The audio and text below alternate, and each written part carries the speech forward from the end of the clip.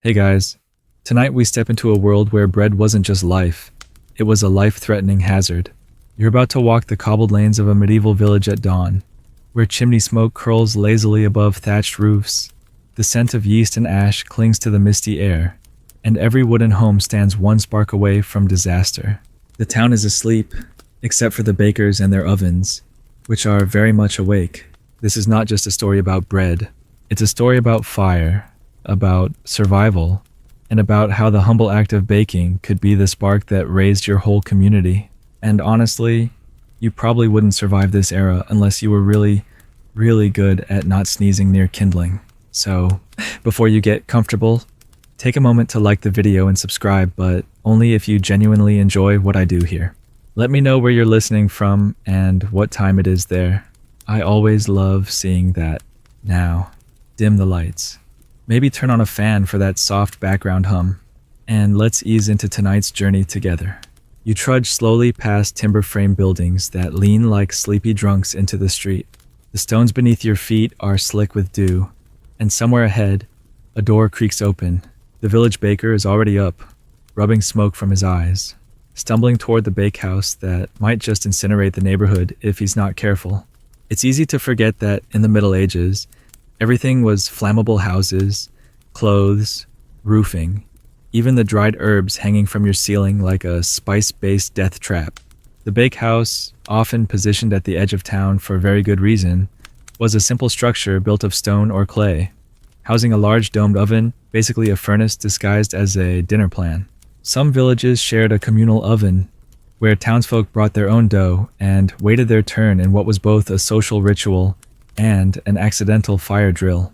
You'd wait hours, chat, share news, or nap dangerously close to a bed of coals. What could possibly go wrong? Plenty. It turns out, one careless coal kicked loose, one bread peel left smoldering too long, one child chasing a chicken into the oven room, and you could wake up to the town bell ringing furiously, not for prayer, but for buckets. The average medieval home was constructed of wattle and daub, with straw roofs and wooden supports that might as well have been dipped in oil. In towns like London and Rouen, fire patrols would roam the streets at night, essentially proto-firefighters without hoses, shouting warnings like, "Put out your fire," or "Cover your embers," in a tone that strongly implied, "Seriously, Gary, again." Some towns had curfews specifically for fire by a certain hour. Your hearth had to be raked out or banked with ash. The problem bakers didn't get that luxury. Bread had to be ready by sunrise. That meant lighting fires before dawn, baking by torchlight, and keeping ovens hot for hours.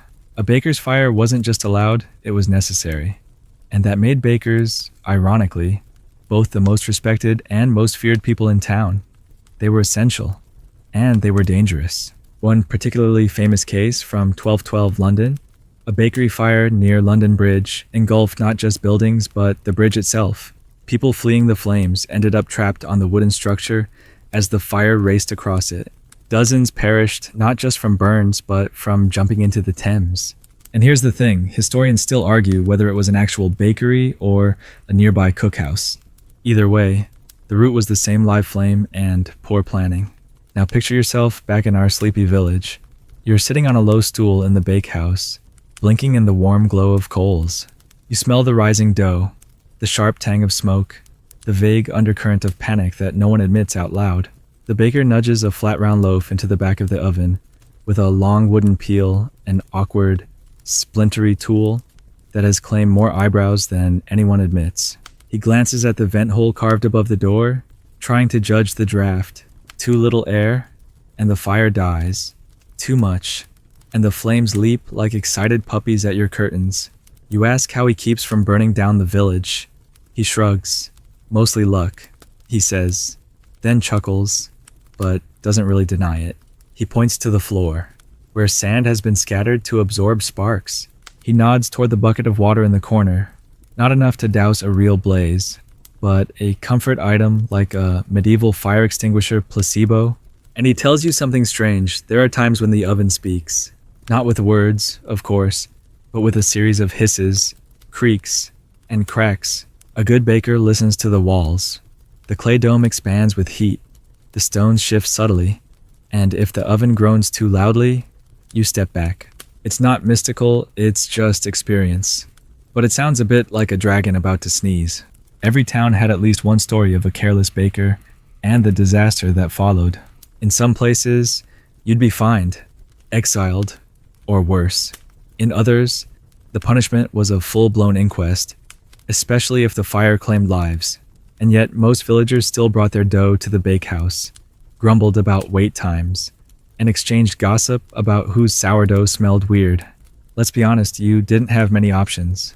Baking bread in your home was often banned, precisely because it was too risky.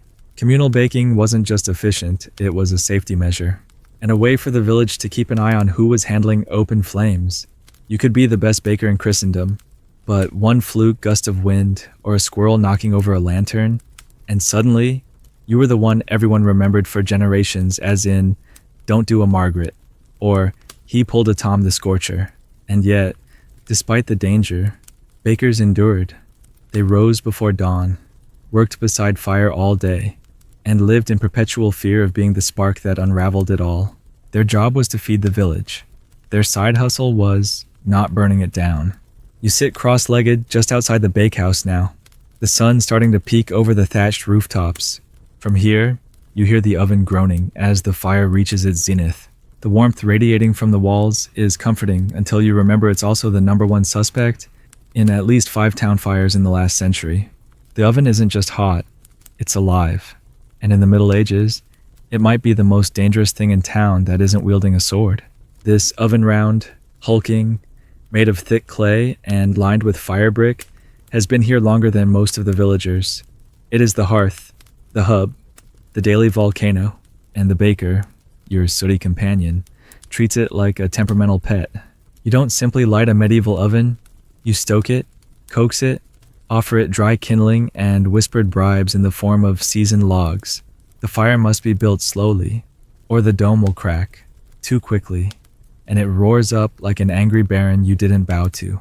The process of firing up the oven takes hours. Of first, a small flame, then the kindling, then progressively larger logs. Each stage has its own rhythm. The goal isn't to burn the bread, it's to heat the oven evenly and let it retain that heat after the flames are raked out. That's right, you bake without fire. Once it's hot enough, you remove the embers, sweep the floor with a damp cloth, and slide the dough in. The heat stored in the thick walls does the rest. But here's the medieval catch if you misjudge the timing, the temperature, or the oxygen flow. The oven doesn't just fail to bake your bread, it vents flames like a chimney possessed, which wouldn't be such a problem. Except that medieval towns didn't believe in space. Homes, shops, stables, bakehouses, they all leaned into each other like old friends at the tavern. Fire didn't need help to spread. A hot oven and a stray breeze were more than enough. That's why many towns built their bakehouses outside the main walls.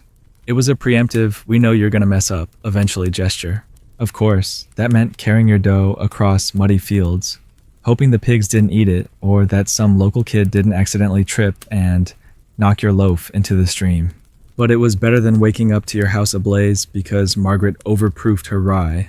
Now, let's talk about the oven itself, because yes, historians still argue whether the typical village bake oven was strictly communal or whether small households had access to private ones. In wealthier homes, especially manor houses, the kitchen often included a bread oven, but for the average peasant, your oven was public. Your fire was borrowed. Your place in line was sacred. Inside, the heat is now peaking. The dome glows faintly orange, and the stones hiss when a drop of water hits them. The baker, sleeves rolled, eyes rimmed with soot, moves with slow precision. He reads the oven like a manuscript. Not because he's literate, he probably isn't, but because centuries of oral tradition have taught him to watch for subtle signs, the way the smoke trails, the color of the flames, the feel of the handle on the oven peel. If it's too hot to hold, it's too hot for dough. And then there's the fire tongue. Yes, really. That's what some bakers called the small flicker of flame that licked out of the oven mouth when the temperature was just right. Too much tongue, burnt bread. No tongue, cold crust. Just enough perfection. It's like Goldilocks. If she were covered in ash and vaguely worried about combustion, Outside the bakehouse, you notice the faint black scars on the stones, marks from past overfires. The smell of char still clings to the woodpile, reminding everyone that this place once nearly took out the tannery, and would have, if not for that one drunk with a barrel of cider and a surprisingly effective bucket chain. A quirkier piece of trivia: some villages believed a bakehouse should be blessed before use, not because they were especially pious, but because they'd seen one too many acts of God involving yeast and ignition. In Germany, certain regions conducted little rituals where a priest would toss holy water near the oven before its first bake. In Italy, they sometimes buried coins near the hearth for protection, and in one truly delightful French town, they left small offerings, crumbs, flowers, even bits of dried cheese for the oven sprite. You heard that right. Oven sprite. Of course, no one officially believed in such creatures, but no one officially disbelieved either. You didn't take chances with fire spirits, or bread, or really anything that could make your house explode. You ask the baker if he believes in oven sprites. He snorts. I believe in dough that won't rise and neighbors that won't shut up, he says, jabbing a loaf deeper into the chamber. But then, a beat later, he casually tosses a breadcrumb near the base of the hearth, just in case. Modern kitchens have timers, digital thermometers, and smoke detectors. This place has instinct, superstition, and a goat who occasionally wanders inside and causes absolute chaos. You pet the goat's head absently as it sniffs a bag of barley. The baker doesn't even look up. He's seen worse. Once, a rooster roosted in the woodpile and burst into the room mid-bake like a feathered demon. The oven door was open. The rooster flew in. The rooster flew out on fire. No one talked about it again. Still, there's beauty in the rhythm. Fire, ash, sweep, dough, bake, cool, repeat. It's hypnotic, calming, which is ironic, considering the stakes. Because no matter how careful you are, accidents happen, and when they do, they're not small. Historical records are peppered with little footnotes of bakery mishaps. In 1298, a baker in Ghent was accused of negligence after his oven fire spread to 4 homes. In 1357, a bakehouse collapse in York crushed 2 apprentices and scorched the brewery next door. And then, of course, there are the rumors of bakers who vanished after particularly bad fires vanished, meaning either fled in shame or got a little too close to the wrong end of a torch-wielding mob. That's why, despite all their skill and usefulness, bakers lived under constant scrutiny. You might love the smell of their crusts, but you also knew exactly where they lived, and that's not always a comforting fact. So next time you slide a baguette into your oven, or tap the top of a loaf to see if it sounds done, remember the medieval baker eyelids twitching from heat, hands cracked from ash, ears tuned for danger. They weren't just baking bread. They were taming dragons. You step back into the cool morning light, blinking away the oven's glow. The village is beginning to stir. A few windows creak open, hens cluck indignantly in the lanes, and someone sneezes violently in the distance, probably near a haystack, which, as you now realize, is basically tinder with ambitions. It's time to learn how this quaint, combustible world tried to keep itself not on fire.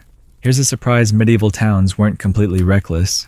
They had fire codes, actual ones, written into town charters, passed as edicts, and occasionally shouted by irate town criers who probably doubled as unofficial fire marshals.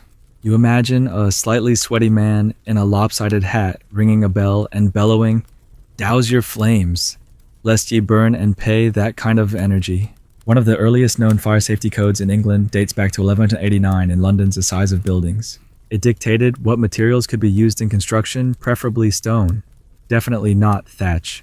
It also required that certain buildings maintain fire breaks between them. Problem was, few people followed the rules. Stone was expensive, fire breaks were awkward, and besides, your neighbor already built too close, so what's the point? Still, fire ordinances were passed all over Europe. In Paris, a baker could be fined heavily for operating a bakehouse too close to wooden buildings. In Italian cities, chimney placement was regulated to avoid sparks drifting onto neighboring roofs. And in Nuremberg, Germany, not only were bakehouses inspected, but bakers had to swear public oaths that they would maintain safe practices. That's right, bakers took literal fire oaths. Historians still argue whether these codes were regularly enforced or just ignored until disaster struck. Some say enforcement depended on the size of the bribe.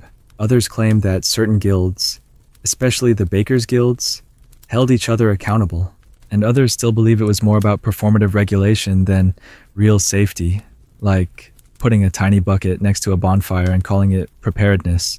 But the rules existed, and in some towns, they were surprisingly specific. For instance, in parts of medieval Flanders, bakers could only light their ovens during daylight hours, unless granted a special license. The logic fires were easier to spot and stop during the day. Night baking was risky, mysterious, and often accused of being, shall we say, too smoky for comfort. Let's not forget the bakehouse curfew. In several English towns, there were literal bells, curfew bells that rang out each evening, signaling everyone to cover their fires. The word curfew itself comes from the Old French couvre-feu, meaning cover fire. That's not bedtime poetry. That's a public safety alert. And guess who was usually exempt from the curfew? That's right, the bakers, which made them, once again, both valuable and suspect. You sit now on a small stone wall just across from the bakehouse, watching smoke drift from its vent. The baker wipes sweat from his forehead with a cloth that's more ash than linen. A local constable walks by, giving him a nod, not quite trustful, but acknowledging. There's an understanding here. If something goes wrong, it'll start there. You spot a curious detail next to the bakehouse entrance, a wooden placard, scorched at the corners, with faint writing. It's a record of previous incidents, accidents, warnings. In some towns, bakehouses kept a running tally of near misses and fines. It was part reputation, part cautionary tale. Remember the Great Biscuit Blowout of 43, one might joke, only half joking, as the scorch marks on the ceiling tell a story no one laughs at for long. Here's a lesser-known practice. Some towns required bakehouses to be painted with a lime wash, a chalky white coating that was mildly fire retardant and reflected heat. It also had the added benefit of revealing soot buildup more clearly, which helped with inspections. You could call it the medieval version of installing a smoke alarm, except this one yells at you with black streaks and the occasional rat dropping. But medieval fire safety wasn't all rules and bells. It was also communal. Towns had designated fire teams, buckets, and all. These weren't professional firefighters, mind you. They were whoever was nearby and not actively on fire. Wells were centrally located for quick access, and long poles with hooks were kept handy to pull down flaming thatch roofs before they could spread. Brutal, yes, but effective-ish. A quirkier fringe tidbit in some parts of Eastern Europe. Pigs were trained, yes, trained to respond to certain fire cues, such as bells or the smell of smoke. Not because they would fight the fire, of course, but because their squealing alerted nearby humans that something was wrong. Fire pigs, barking smoke detectors with hooves, you can't make this stuff up. And while we're at it, ever wonder how towns tested their emergency readiness? Some towns held mock fire drills, where someone would shout fire and the village would scramble to react. But these quickly became excuses for small festivals, feasts, songs, and the occasional staged oven rescue, which defeated the purpose. But hey, everyone had a good time, and no one got burned that day. As you stroll slowly toward the village square, you spot a group of children skipping stones. One little boy pretends he's the oven king, commanding his imaginary subjects to bring more wood before dramatically falling over, yelling, "It's too hot." The other kids laugh, but it's all grounded in truth. Even play was shaped by the looming presence of fire. And that's the thing about medieval fire laws. They weren't just regulations, they were woven into the rhythm of life. Everyone knew the sound of a fire bell. Everyone knew where the buckets were kept. Everyone had a baked-in fear of smoke where it didn't belong. You grew up knowing that bread could save your life or end it. Some bakehouses posted daily notices about oven use, warning townsfolk when particularly large fires would be lit. Others limited baking to certain days, bread days, so that fire risk was consolidated and easier to manage. And in rare cases, towns rotated who got to bake, like a weirdly intense HOA policy for hearths. And yet, even with these rules, fire was never fully contained, because you can't regulate the wind, or a spark, or a roof that's already too dry. You can only prepare, watch, and hope that today your baker is sober, his apprentice isn't clumsy, and the goat hasn't chewed through the woodpile again. As you head back past the bakehouse, the baker gives you a nod. He's sliding the last loaf out now. It's golden, perfect, steaming just slightly. The crust crackles as it cools. It smells like warmth, like comfort, like trust. You nod back, knowing the risks he's taken for that single loaf, and knowing that tomorrow, he'll do it all again. You find a quiet spot near the well, leaning against the stone as the first round of bread cools on wide wooden trays beside the bakehouse door. A sleepy dog dozes nearby, twitching slightly, probably dreaming of chasing ducks into fire pits. The baker's apprentice emerges, arms smeared with ash and dough, hair singed on one side, looking like he just narrowly survived a Viking raid. And in a way, he has. Except his opponent isn't a sword. It's a centuries-old oven with a grudge. Being an apprentice baker in the Middle Ages wasn't just about learning to knead or measure flour. It was a survival gauntlet. You began young, usually around age 10 or 12, and were immediately plunged into an unforgiving schedule. Wake before dawn, stoke fires with hands barely big enough to carry wood, scrub soot from stones, and keep your toes clear of glowing coals that had no regard for youthful optimism. Forget recipes. Your first lesson was where the water buckets were kept, and how fast you could run with one. The test of fire was more than metaphor. You earned your place through singed eyebrows and calloused palms. You learned to listen for the oven's creak, to smell the difference between a ready hearth and one waiting to belch fire. One wrong move and you'd be tending blisters instead of bread. Medieval kitchens didn't believe in second chances or gloves. Apprentices worked long, brutal hours.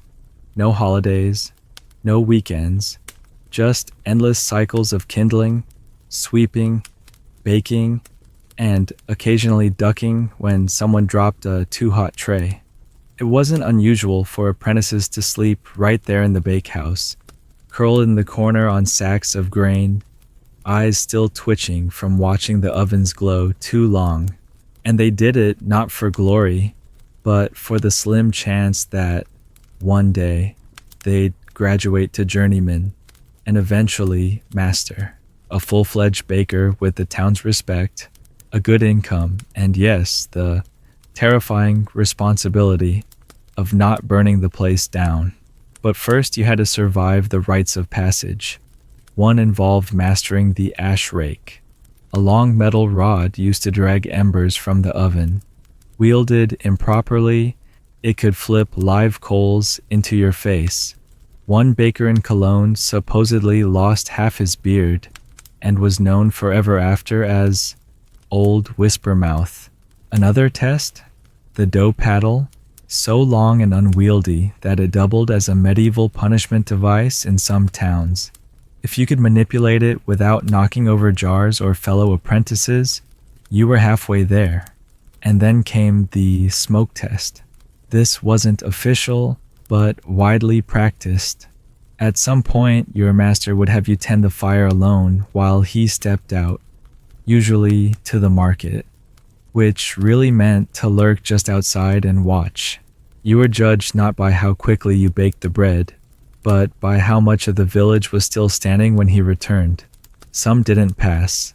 Some panicked and let the fire die, producing underbaked loaves that were harder than roof tiles. Others let it rage, crisping everything to a charcoal log and triggering town-wide suspicion. And still others, well, there's a story about a boy named Will in Kent who forgot to close the flue. His loaves were fine, but his eyebrows were never the same. Historians still argue whether apprentice systems in bakeries were stricter than in other trades. Some say yes. Because of the fire risk, bakers were harsher on their trainees. Others point out that butchers dealt with cleavers, smiths with molten iron, and coopers with barrels that occasionally exploded. The difference? Bread was daily. Every failure was visible. Every success eaten. The stakes were personal.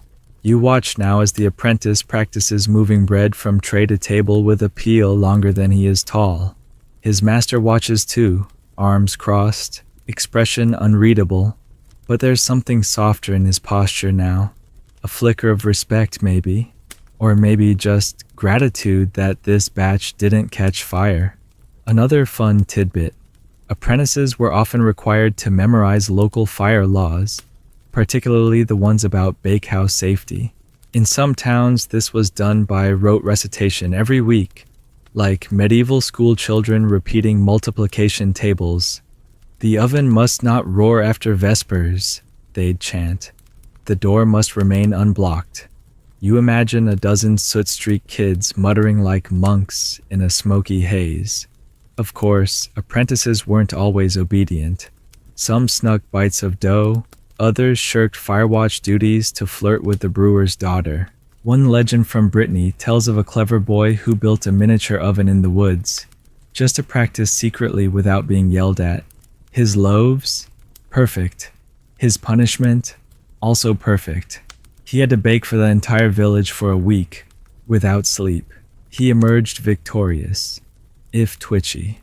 But for all the hard lessons, apprentices were the backbone of the bakehouse.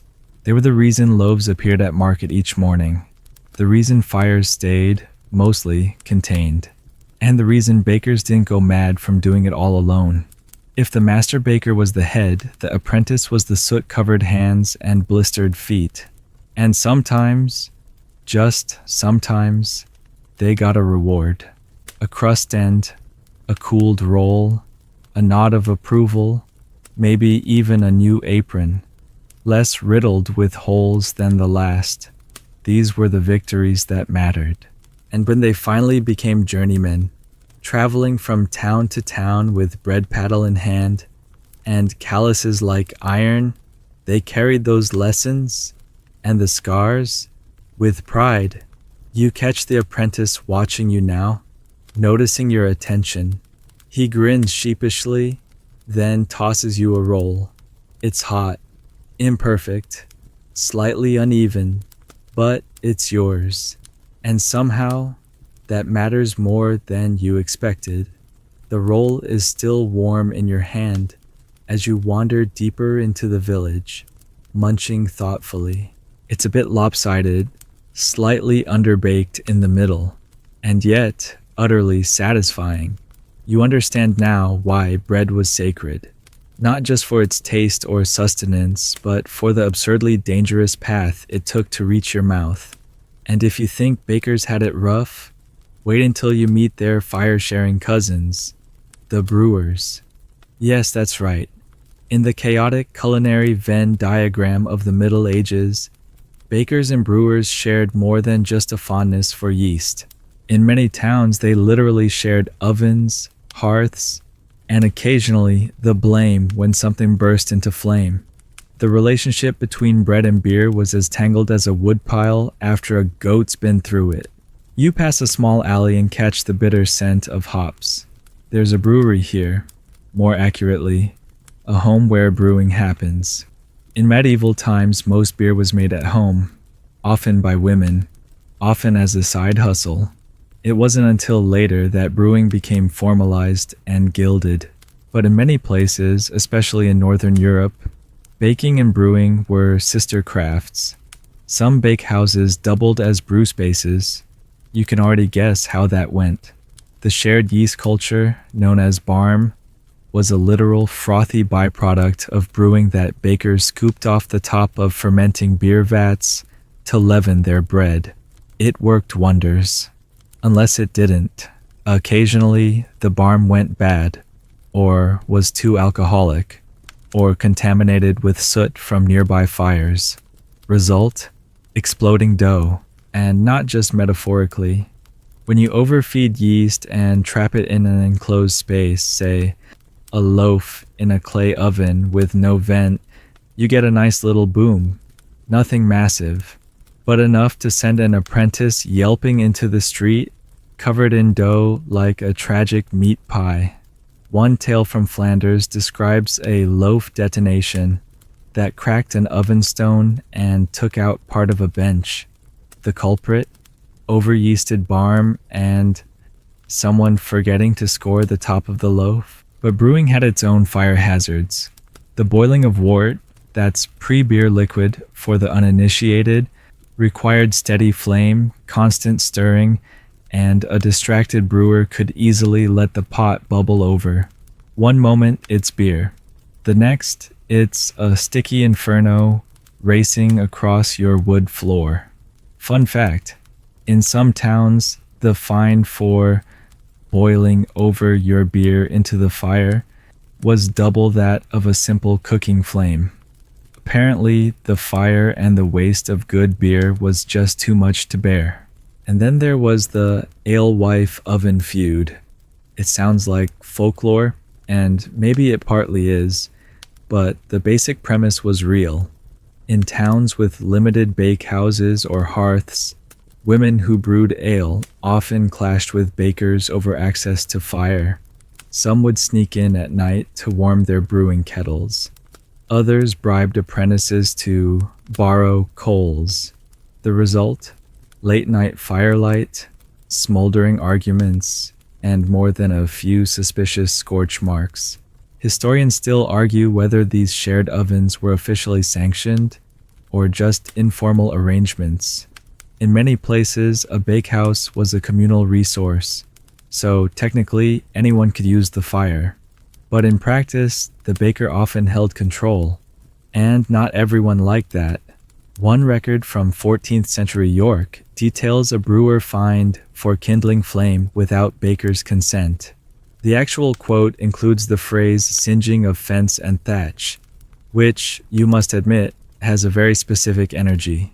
You now arrive at the back of the bakehouse where a low stone channel snakes away into the ground. A rudimentary flue or chimney extension. It's blackened from decades of smoke and leads suspiciously close to the brewer's shed next door. Coincidence? Doubtful. These two operations were linked not just by craft, but by infrastructure. Some places even built long covered troughs for heat sharing. A medieval version of district heating, if you will. Efficient, until it caught fire. Another odd little fact, in some towns, you could rent fire. Seriously. If you didn't have your own hearth, you could pay a few coins to a neighbor to use theirs. And not just space, actual flame. A burning coal or stick would be carried in a special pot to your home, used to light your own oven or fire pit. There were even fines for dropping said coal and starting a fire along the way. Think of it as Uber, but instead of a ride, it's a flaming stick, and much worse customer service. You ask the baker about this, he shrugs. Fire's fire. You need it, you pay for it. Just don't drop it in the hayloft. Then he laughs. Like that exact thing happened yesterday. You're not convinced it didn't, but amid all this fire sharing, yeast borrowing, and smoldering tension, something else was happening. A kind of culinary cooperation. Bread and beer became twin pillars of medieval sustenance, shaped by the same fire, leavened by the same barm, watched over by the same anxious apprentices, and perhaps, in some smudgy corner of an unrecorded town, someone figured out how to do both without setting the pigsty ablaze. You sit again on the stone ledge, roll now finished, and reflect on how absurdly complex daily life was. We romanticize it now. The simplicity, the earthiness, the return to tradition. But you realize that every loaf, every mug of ale, was a minor miracle. It meant someone managed the fire, didn't misjudge the heat, didn't sneeze into a haystack, didn't get distracted by a wandering goose. Someone followed through and didn't burn it all down. A rooster crows. Somewhere nearby, a bucket thuds against stone. You smell hops and smoke, and the last hint of that roll's crust still clinging to your fingers. Fire, you think. It gave warmth. It gave bread. It gave beer. And it gave chaos. The sun hangs a little higher now, casting long slants of golden light through gaps in rooftops and the weave of old trees. You stretch, already slightly warm from all the ambient fire you've been near. It's time to discover something you didn't expect to be so dramatic. Medieval fuel strategy. Yes, wood hoarding, turf feuds, and the battle over warm stones. If it sounds petty, that's because it was. And yet, firewood scarcity could spark more tension in a town than a failed exorcism. You walk around the side of the bakehouse where the woodpile sits, or at least what's left of it, bits of damp timber, logs with moss still clinging to their sides, and a few piles of dried cow dung. The medieval backup plan for desperate fuel situations. It's not glamorous, but it burns.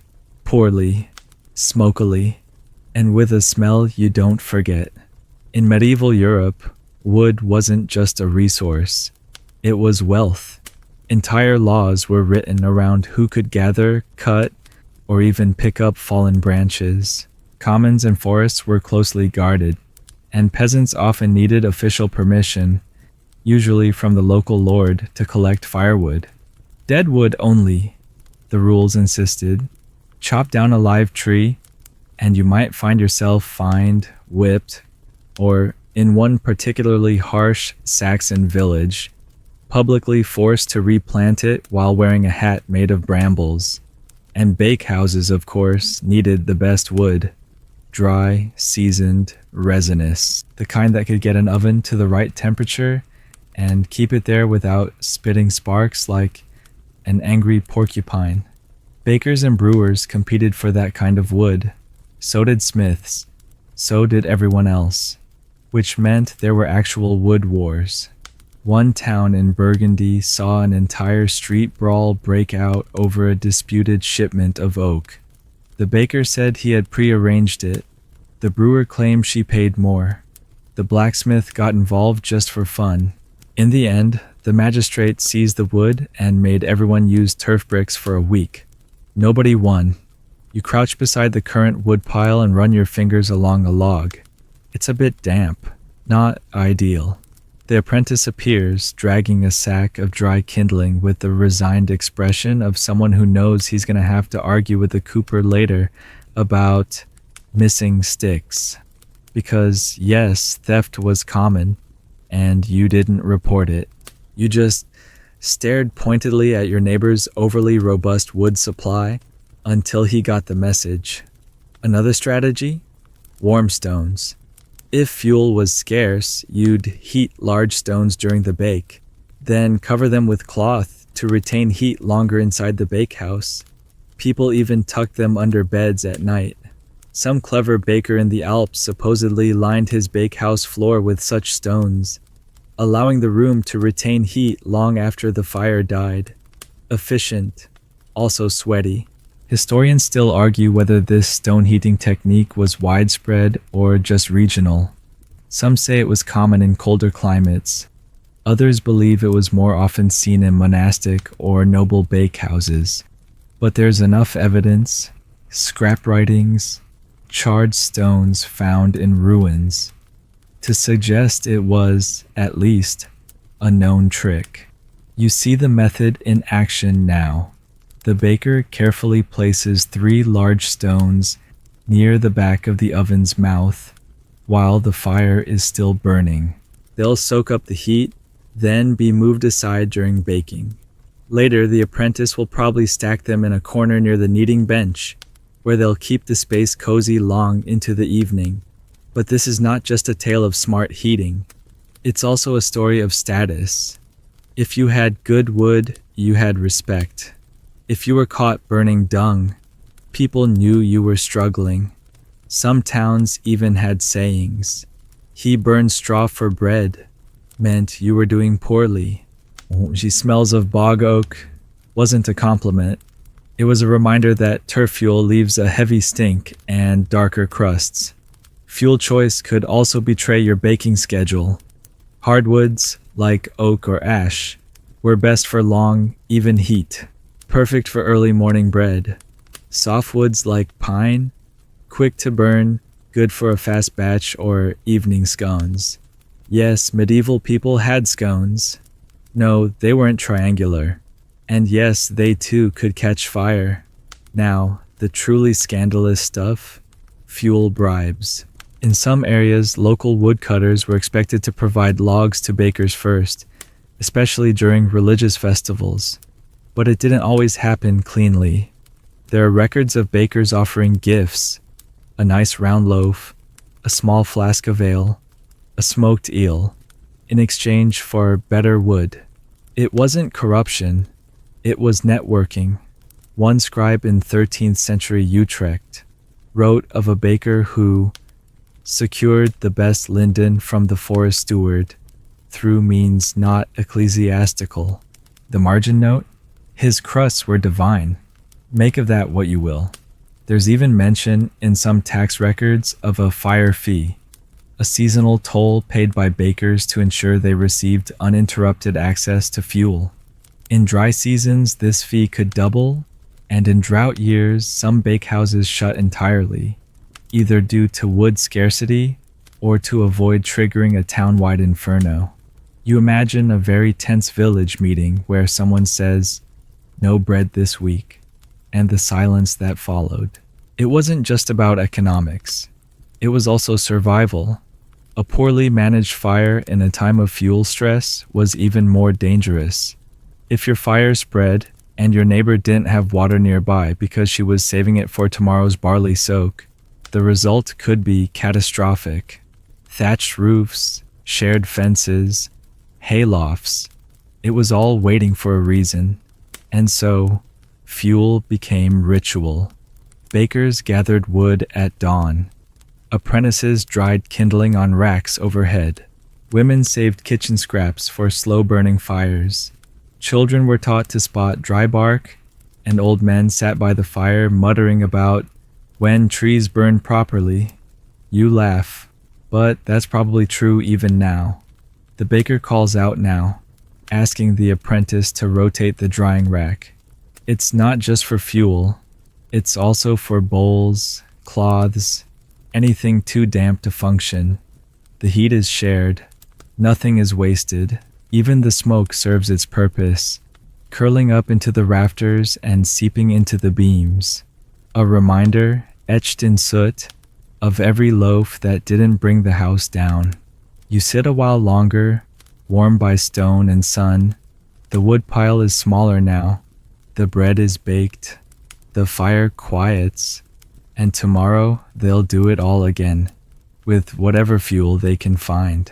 Later in the day, when most of the town is stirring and the bakehouse smells more of cooling bread than burning wood, you find yourself wandering up the slope path toward the manor estate, the domain of the local lord.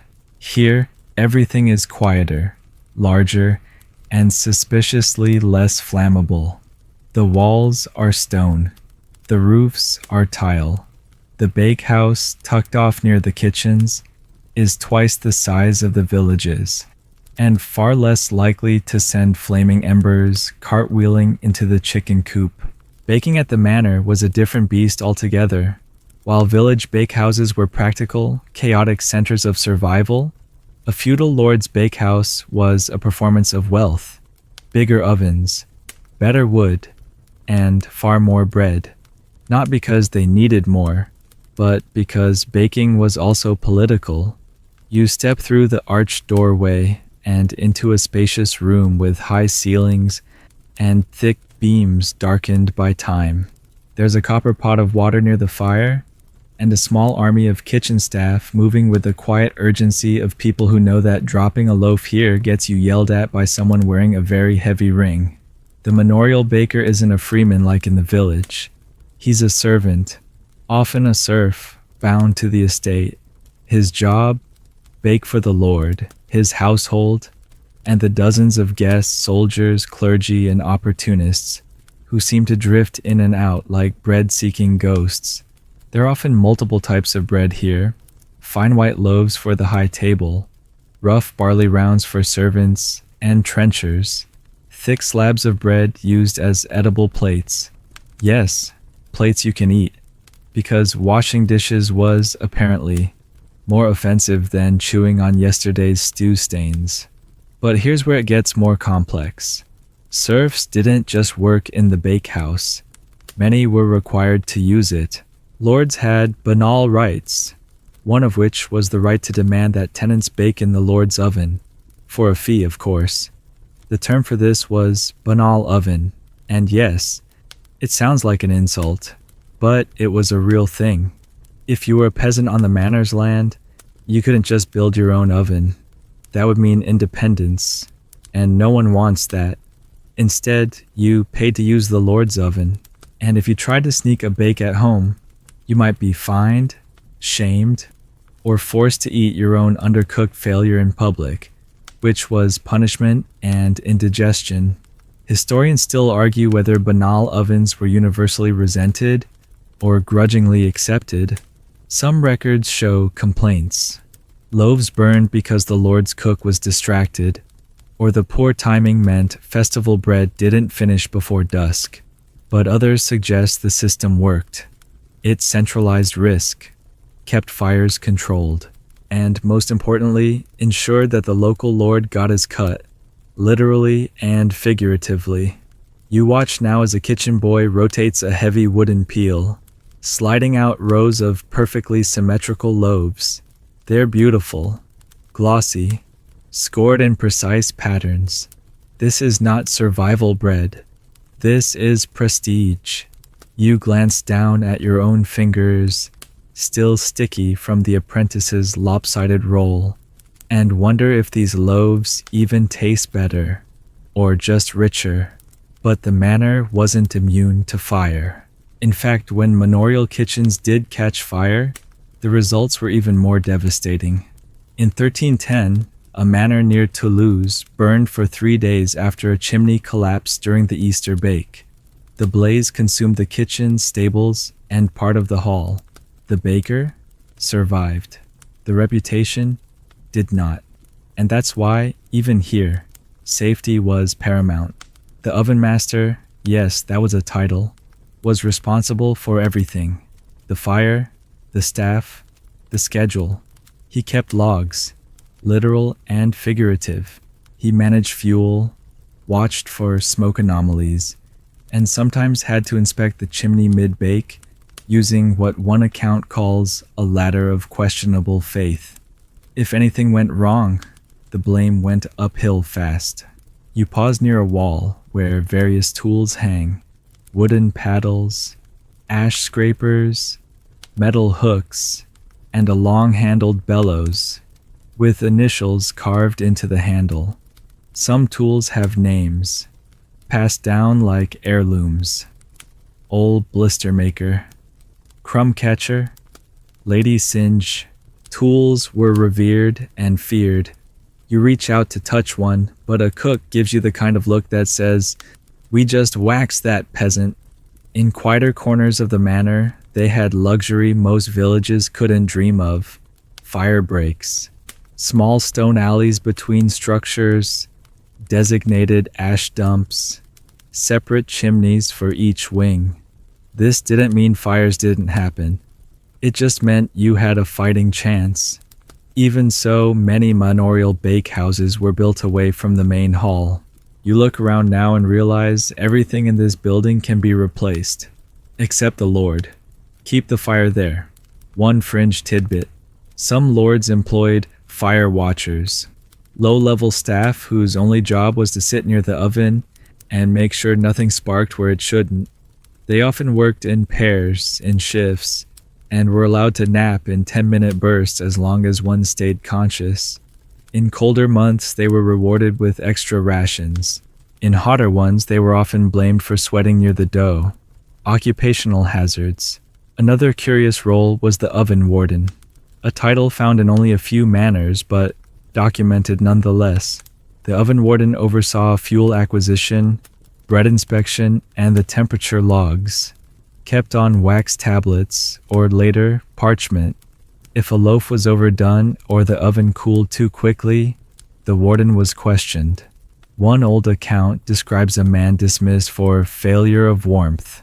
You're not sure that means temperature or attitude. And yet, amid all this structure and status, the rhythm remained the same. Fire, ash, dough, bread. The language of baking didn't change, only the stakes. In the village, a bad bake meant hunger. Here, it meant humiliation. You step back out into the courtyard, watching as the kitchen team lines loaves onto long tables. A steward counts each one, nods. Somewhere up in the manor's great hall, a bell rings for a midday meal. Soon the bread will be sliced, dipped, devoured. The fire will cool, the oven will rest, until nightfall when the cycle begins again. Because no matter how high the walls or how fine the loaf, the fire must always be fed. You stroll slowly back down from the manor, passing stone walls and carved lintels, your mind still lingering on the thought of those oven wardens and their waxy ledgers. It's almost comforting to imagine someone tracking every crackle, every flare, every smudge of ash. But back in the village, things were messier, especially when it came to a question that seems deceptively simple. Where does the smoke go? Welcome to the medieval chimney dilemma, a problem so persistent, it probably deserves its own tragic ballad. In many homes, the answer to where the smoke went was simply everywhere.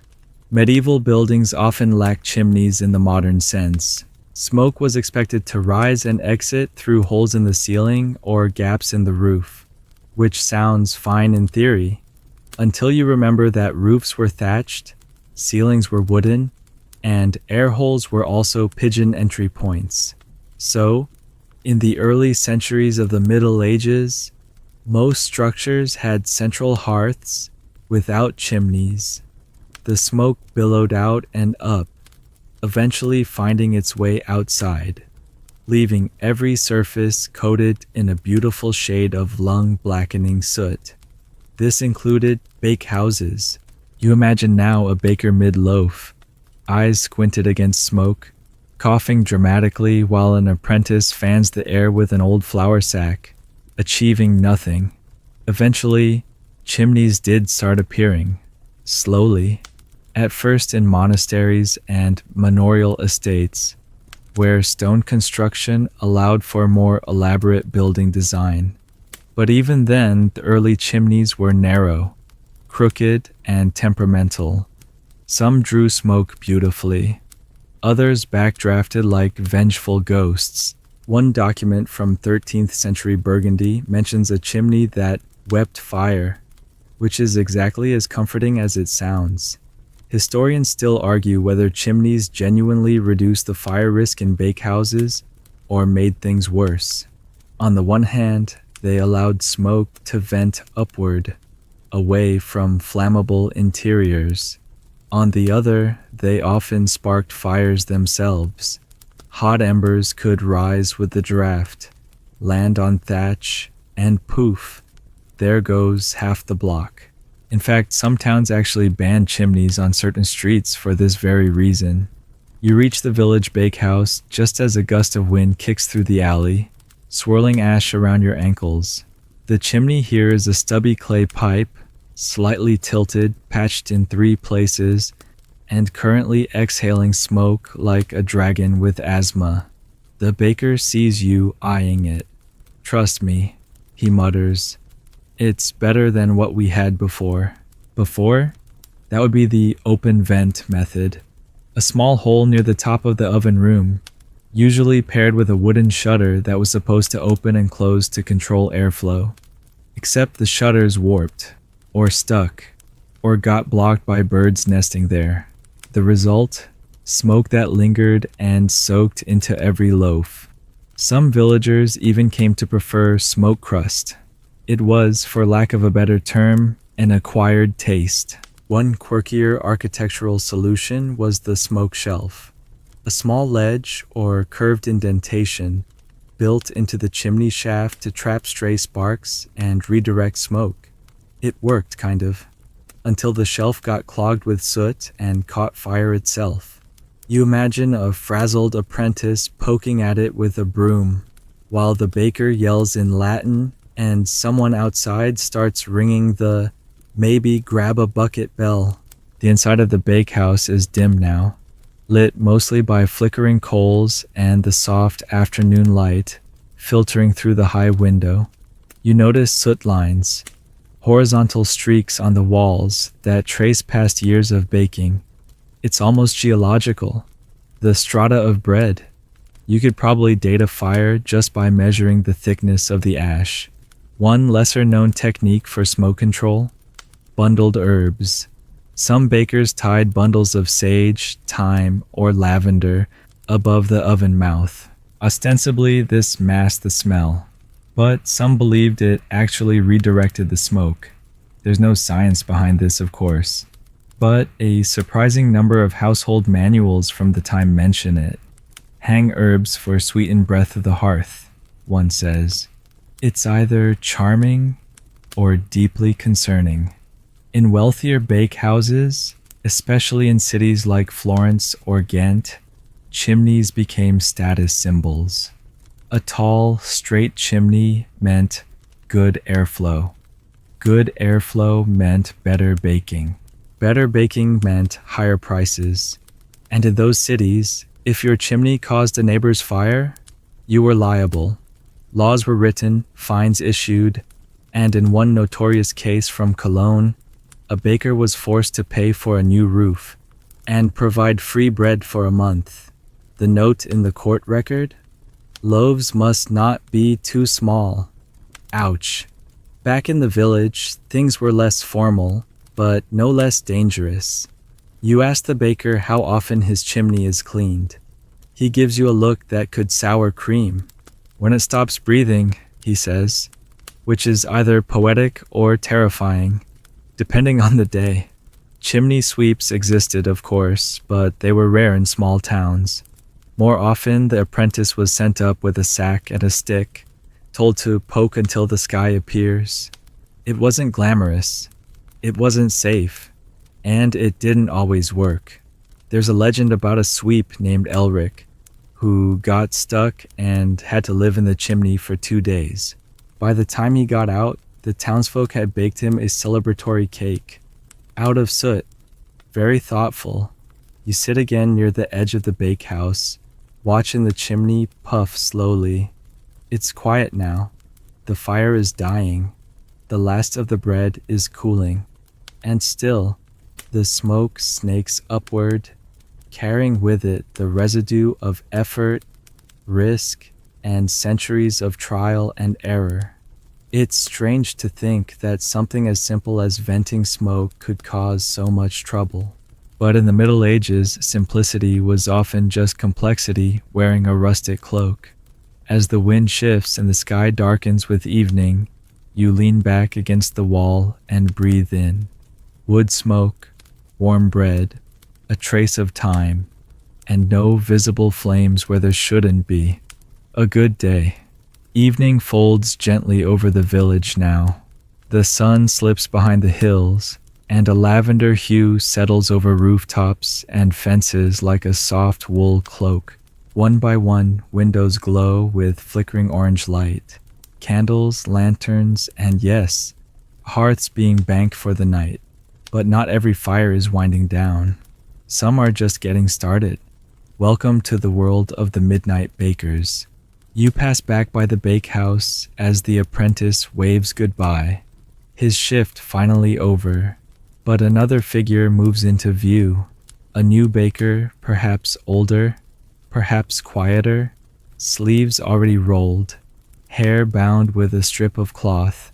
While the village sleeps, these nocturnal guardians of bread begin their watch, because bread waits for no man, and the fire, if extinguished, would have to be coaxed from cold stone again. Night baking wasn't a preference. It was a necessity. Bread had to be ready by dawn for market, meals, and the morning rush, which meant ovens needed to be lit well before sunrise. The only way to do that? Work through the night, stoking flames while the town snored under straw quilts. You follow the baker inside. The room is dim, lit only by firelight and a single oil lamp perched precariously on a wall shelf. The silence is heavy, but not oppressive, just expectant. The only sounds are the crackle of wood, the scrape of a paddle, and the occasional grunt as dough is lifted, folded, and coaxed into shape. These were the unsung hours of medieval life. Long before alarms, schedules, or oat milk lattes, bread dictated its own timetable. Dough had to rise in peace, shaped carefully and set aside just long enough. Not too little, not too long. The ovens needed a steady rhythm of heat, and once you reached the right temperature, you had to move fast. No second chances. And so, in villages and towns across Europe, midnight bakers became silent sentinels.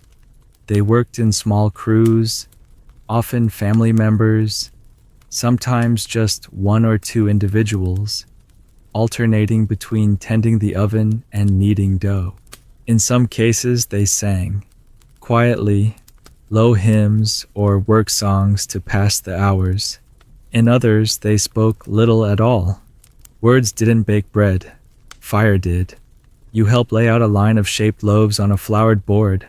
The dough is soft, slightly sticky, and dotted with flecks of rye. It's humble, honest food, the kind that feeds not just stomachs, but routines. Farmers will wake and carry this bread into fields. Children will break pieces off as they walk to lessons. The priest will bless a few rounds. And all of it starts here, in the small hours, by a fire most villagers will never see. There's a strange intimacy to this time, a conspiracy of quiet. The baker hands you a mug of something warm, not ale, not quite tea. It smells faintly of mint and roasted barley. You sip, and it anchors you, makes you feel like you belong, even if just for now. Here's a curious historical wrinkle. Some towns banned night fires altogether, even for baking. Too risky, they said. But exceptions were often made for licensed bakehouses, under strict rules.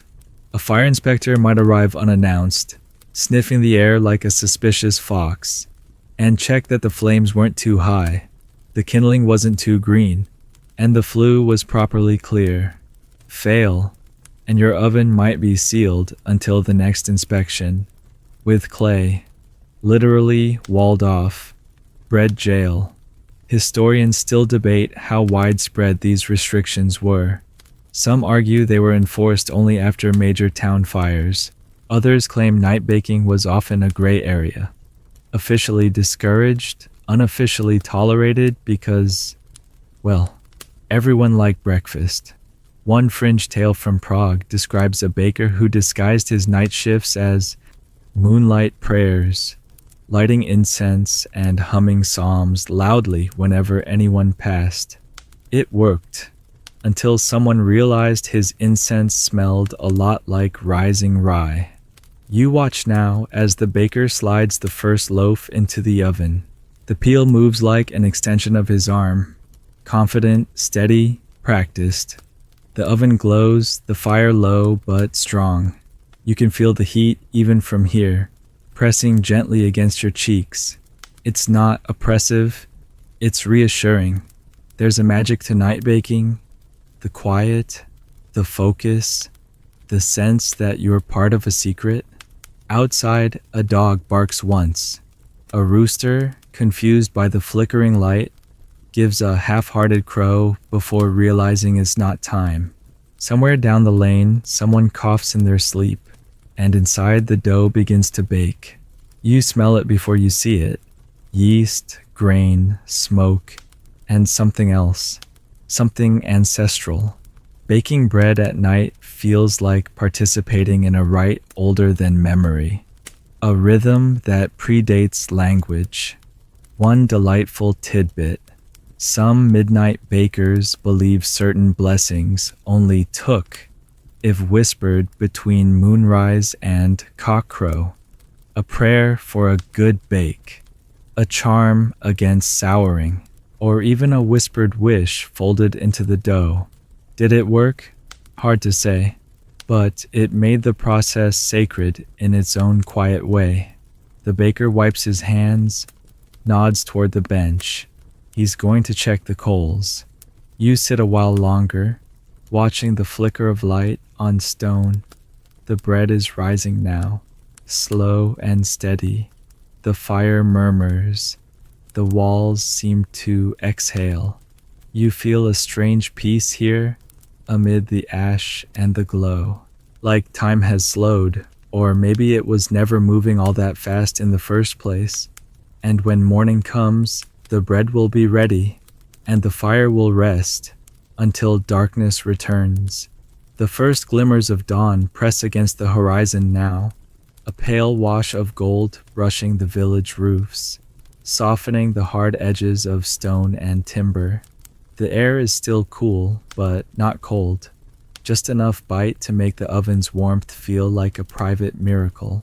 You and the baker exchange nods, silent in your shared understanding that this night, like many before it, did not end in flame. But now, we venture into a strange, rarely discussed corner of the story: how rules about bread itself help prevent fires. Because, believe it or not, the regulation of crusts and crumb could mean the difference between a warm hearth and a full-on inferno. In the Middle Ages, bread wasn't just food, it was law. Every town had its own rules about how bread was to be baked, shaped, priced, and even smelled. Yes, smelled. Inspectors didn't just check for weight or size. They sometimes performed literal sniff tests. If your bread reeked of burnt crust, sourdough, or suspicious smoke, you were in trouble.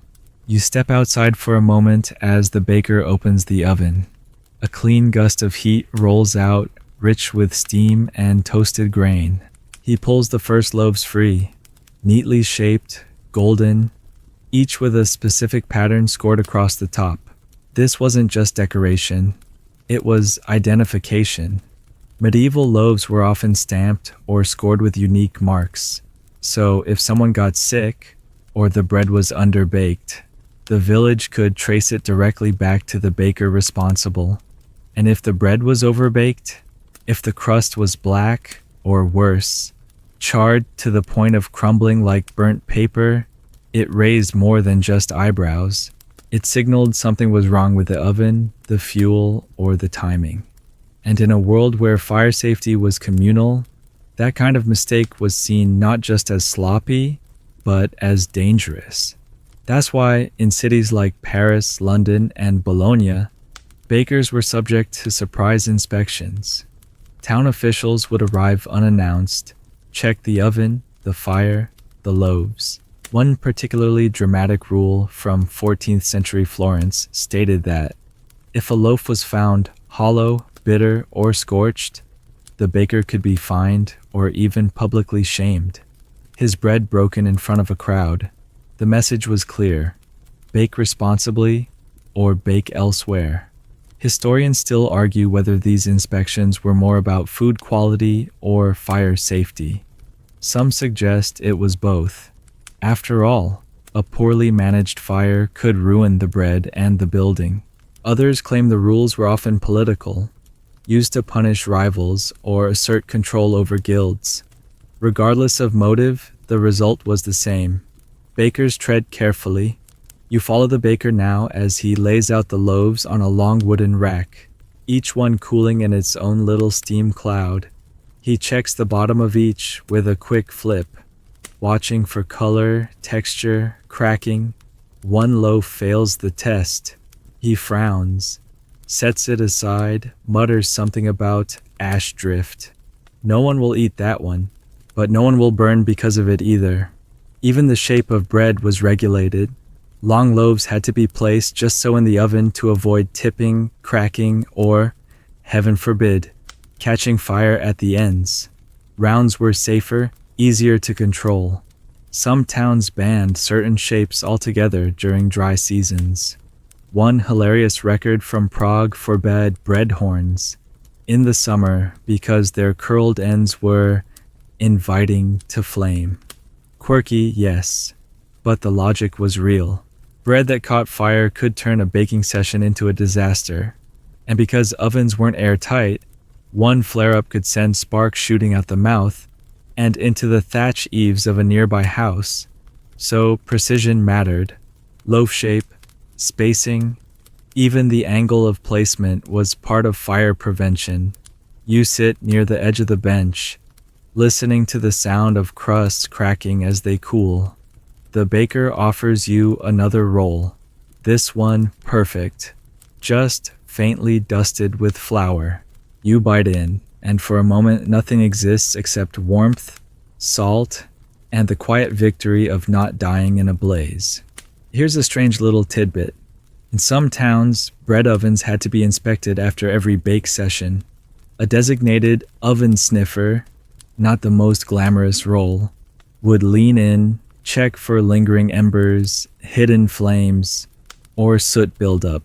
They were trained to detect trouble before it spread. One record from Norwich even lists olfactory stipend in a town budget for the man paid to sniff your fire. You can't help but feel his nose deserved a raise. One baker's guild, reportedly in Ghent, kept a fire log book, a literal ledger recording every time an oven flared too hot, smoked too long, or required an emergency dousing. Each entry had to be signed by 2 witnesses. If your name showed up too many times, you'd be stripped of your guild apron, or worse, assigned to clean soot from the chimney with nothing but a spoon. That part's probably apocryphal, but you want to believe it. Guilds mattered in all this. They weren't just trade unions. They were fire brigades, safety regulators, and community protectors. Bakers taught each other techniques not just for taste, but for survival. When to rake, when to wait, when to whisper to the oven so it didn't explode on you. It wasn't science, it was baker lore. You ask the baker if he was trained by a guild. He nods, gesturing to an old mark carved into the oven wall, a triangle within a circle, their emblem. It means patience, he says, and don't be an idiot with the wood. Good advice. As the sky brightens and the first birds begin to stir, the village yawns to life. Doors creak open, chickens strut, and people begin to arrive, basket in hand, ready to buy the loaves you watched come to life in the dead of night. They see bread, but you see more. You see a contract, a system, a set of silent rules, written not in ink but in crust. And for one more day, at least, they held the fire at bay. You trail behind the early shoppers now, baskets swinging, soft conversation rising with the mist. The day begins in earnest. Someone chases a pig through the square, a child drops a turnip dramatically, and the baker grumbles under his breath about people touching loaves with unwashed hands. It's easy to forget, amid the bustle, that some of the most disciplined bakers in the medieval world didn't work in villages or cities at all. They lived in silence. They prayed in Latin. They wore robes that smelled of candle wax and barley. Welcome to the monastic kitchen. Monasteries, those secluded sanctuaries of piety and productivity, were among the most sophisticated baking operations of the medieval era.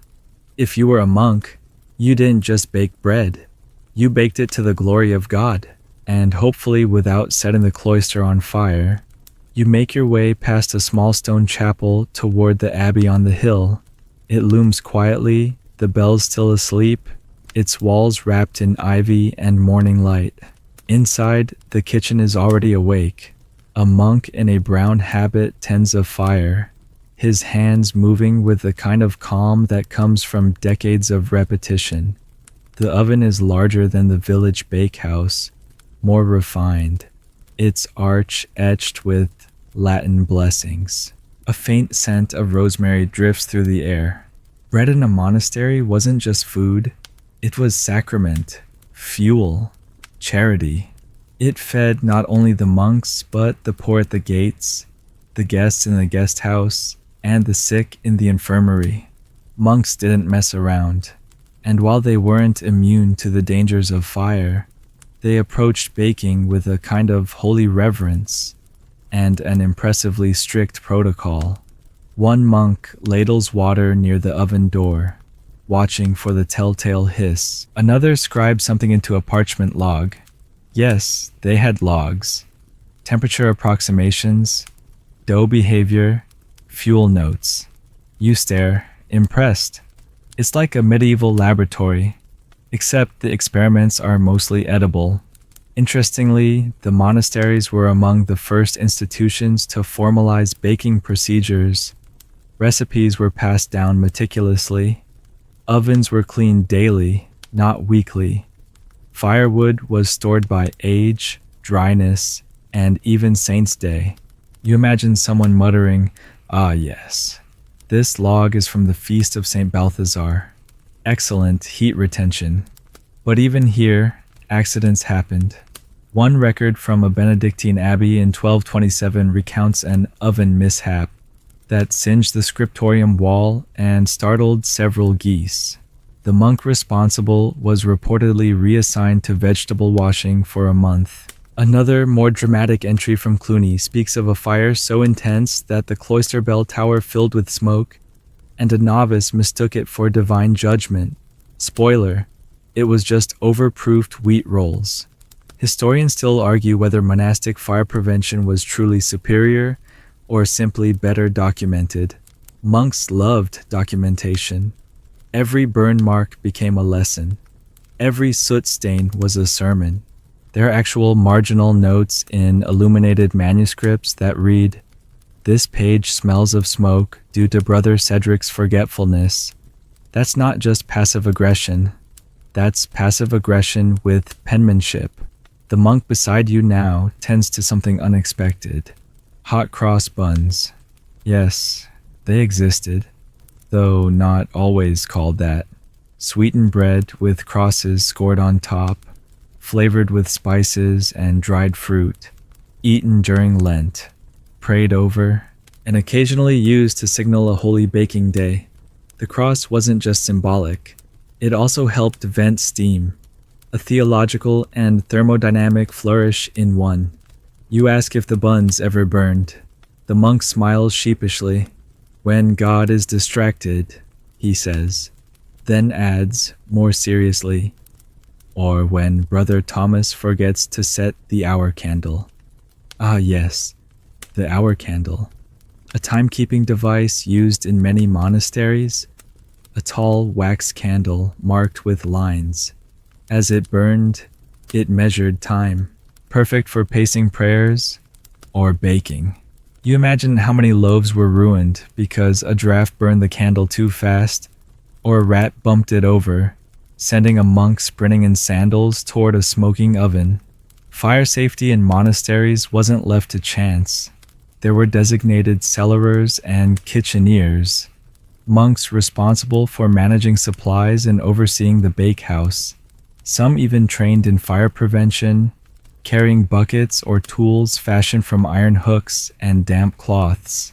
And when a bake was underway, a bell might be rung to signal no torches allowed. One abbey even painted the phrase, "Quiet the flame, feed the soul," on its kitchen lintel. Catchy.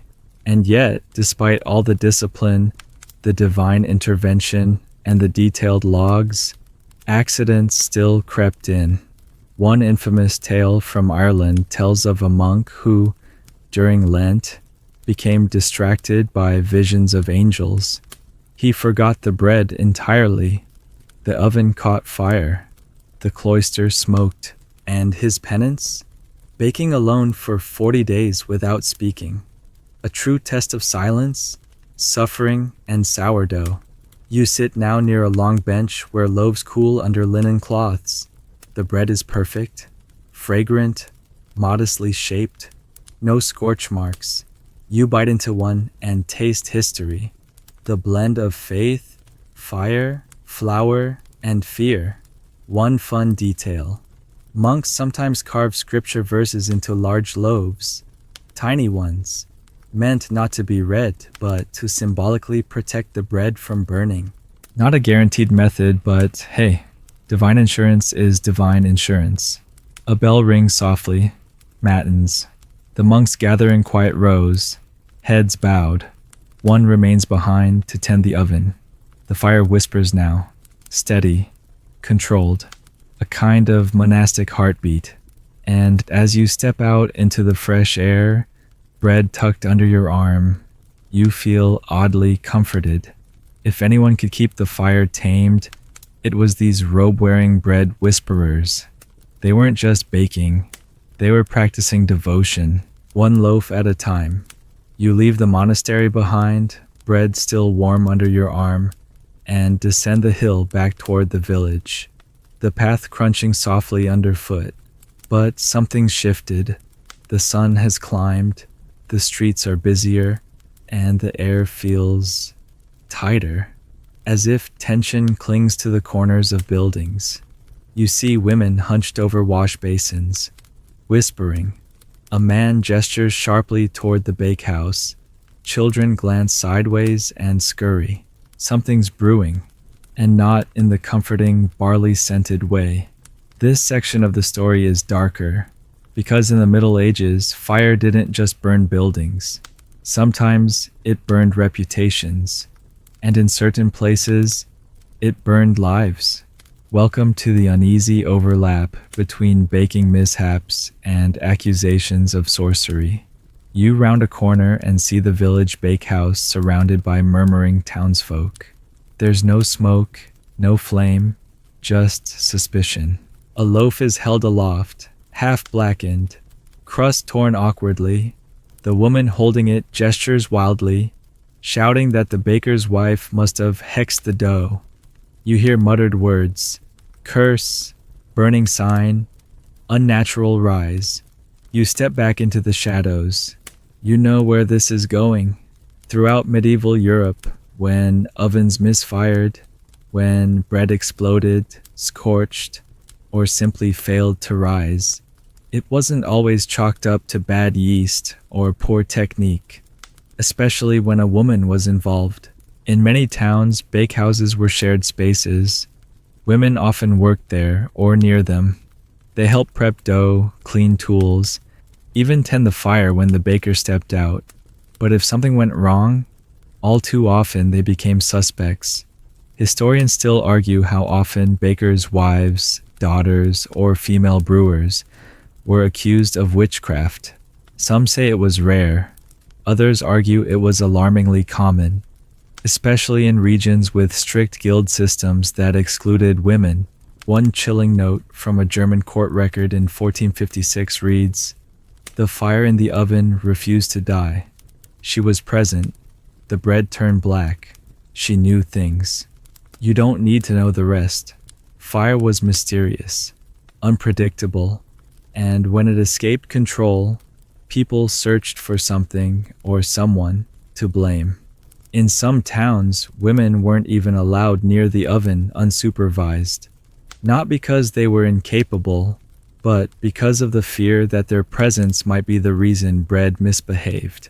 In folklore, witches could bewitch the flame, cause loaves to bake unevenly, sour milk across the room, or, more ominously, call fire into the rafters. You duck into the bakehouse where the baker, red-faced and wild-eyed, mutters under his breath. His wife is silent, seated in the corner, her eyes dry but furious.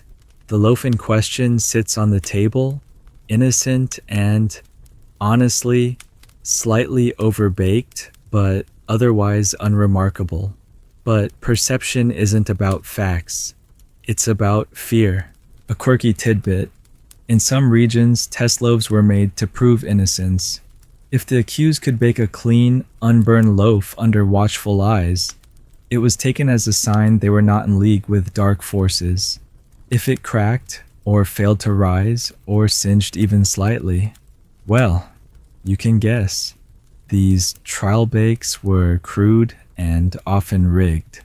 Ovens could be tampered with, temperatures were unpredictable, and some towns demanded the accused bake with holy flour, which honestly sounds like a branding opportunity gone terribly wrong. And of course, fire itself was used as a test, the infamous trial by ordeal. A woman might be ordered to hold hot iron, or walk across burning embers, or, worst of all, be locked inside a bakehouse during a small, controlled fire to see if she survived. If she did, innocent. If not, well, the reasoning, you see, was airtight. The fear of witchcraft wasn't always rooted in malice. Sometimes it was just confusion. A loaf rose too fast, the crust blistered in an odd pattern. A spark leapt from the oven at the wrong moment. All things that could be explained by heat, moisture, fuel, quality. But to a villager unfamiliar with thermodynamics, it felt like magic. And so women paid the price. You sit now on a stool near the fire, the baker pacing, the room tense. Outside, voices rise. The local magistrate will probably be summoned. He'll ask questions. The baker's wife might bake a loaf under his supervision. If it turns out all right, she'll be left alone, for now. If it doesn't, there's a long silence. Then the baker speaks. "She's baked for 15 years, he says quietly. "She needs better than I do." The fire listens to her hands. You glance at her. She doesn't smile, but there's a flicker in her eyes. Maybe pride, maybe sorrow. Another fringe case comes to mind. In 1471, a woman in Denmark was accused of cursing an oven because her neighbor's dough refused to rise. Her defense: "I wasn't even home. I was at market buying eggs." The record shows she was acquitted, but only after the priest intervened and blessed her entire house, oven included. Her bread never burned again. Or perhaps no one said it did. You realize something as you sit in the bakehouse that day. For all the charm of medieval life, the songs, the scent of bread, the dance of firelight, there were shadows too. Not just the fear of flame, but of each other, and especially of women who knew too much about heat, timing, and dough. The baker's wife rises now. She moves to the oven, opens it, and calmly slides in a new loaf. The room is still. Outside, the murmuring pauses. You watch. The fire flickers. The dough begins to rise, and no one burns. Today, the tension has lifted for now. The crowd has dispersed, some embarrassed, others disappointed that their morning didn't end in a dramatic trial, or the smell of scorched linen. You step back into the sunlight, grateful the fire stayed where it belonged. But don't get too comfortable, because now we venture into the explosive side of medieval baking. Literally. Welcome to Oven Explosions 101, a class no one asked for, but everyone at some point in the Middle Ages seemed to enroll in by accident. You wouldn't think something as cozy as a bread oven could erupt with the enthusiasm of a poorly sealed cauldron, but you'd be wrong. Medieval ovens, particularly the larger dome-style ones, were essentially controlled combustion chambers, and when that control failed, through bad timing, too much moisture, or sheer bad luck, they could erupt like a very, very domestic volcano. You pass a scarred stone at the back of the bakehouse now, its surface pocked and cracked. The baker tells you in the flat tone of someone who's repeated this story many times, that was the big one, the rye blast of '62. You don't ask. He doesn't elaborate. You both nod and move on. So, how does a bread oven explode? Start with moisture. If a baker didn't let the wood burn long enough before raking out the embers, the oven walls wouldn't be fully dry. Medieval ovens, especially clay ones, were porous. And if moisture got trapped inside the walls, it turned to steam.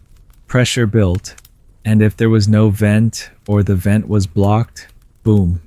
A chunk of wall might shoot across the room. In one case from southern France, a chunk flew through a door and embedded itself in a cartwheel. The cart was fine. The door, not so much. Then there's the dough itself. Overproofed loaves, particularly large communal batches, sometimes release steam in unpredictable ways. If a batch was loaded too tightly and sealed too soon, internal pressure could build like a slow cooking grenade. Most of the time, this meant a loud whoomp, a cracked crust, maybe some startled birds.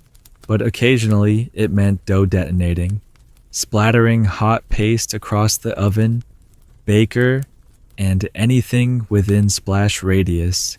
The worst part, the cleanup. Burned on dough is harder to remove than regret, and the tools didn't help. Wooden paddles left leaning too close to the oven mouth could ignite and fall in. One flaming handle wedged into a hot oven floor, mixed with damp flour or spilled fat, and suddenly you had flame soup.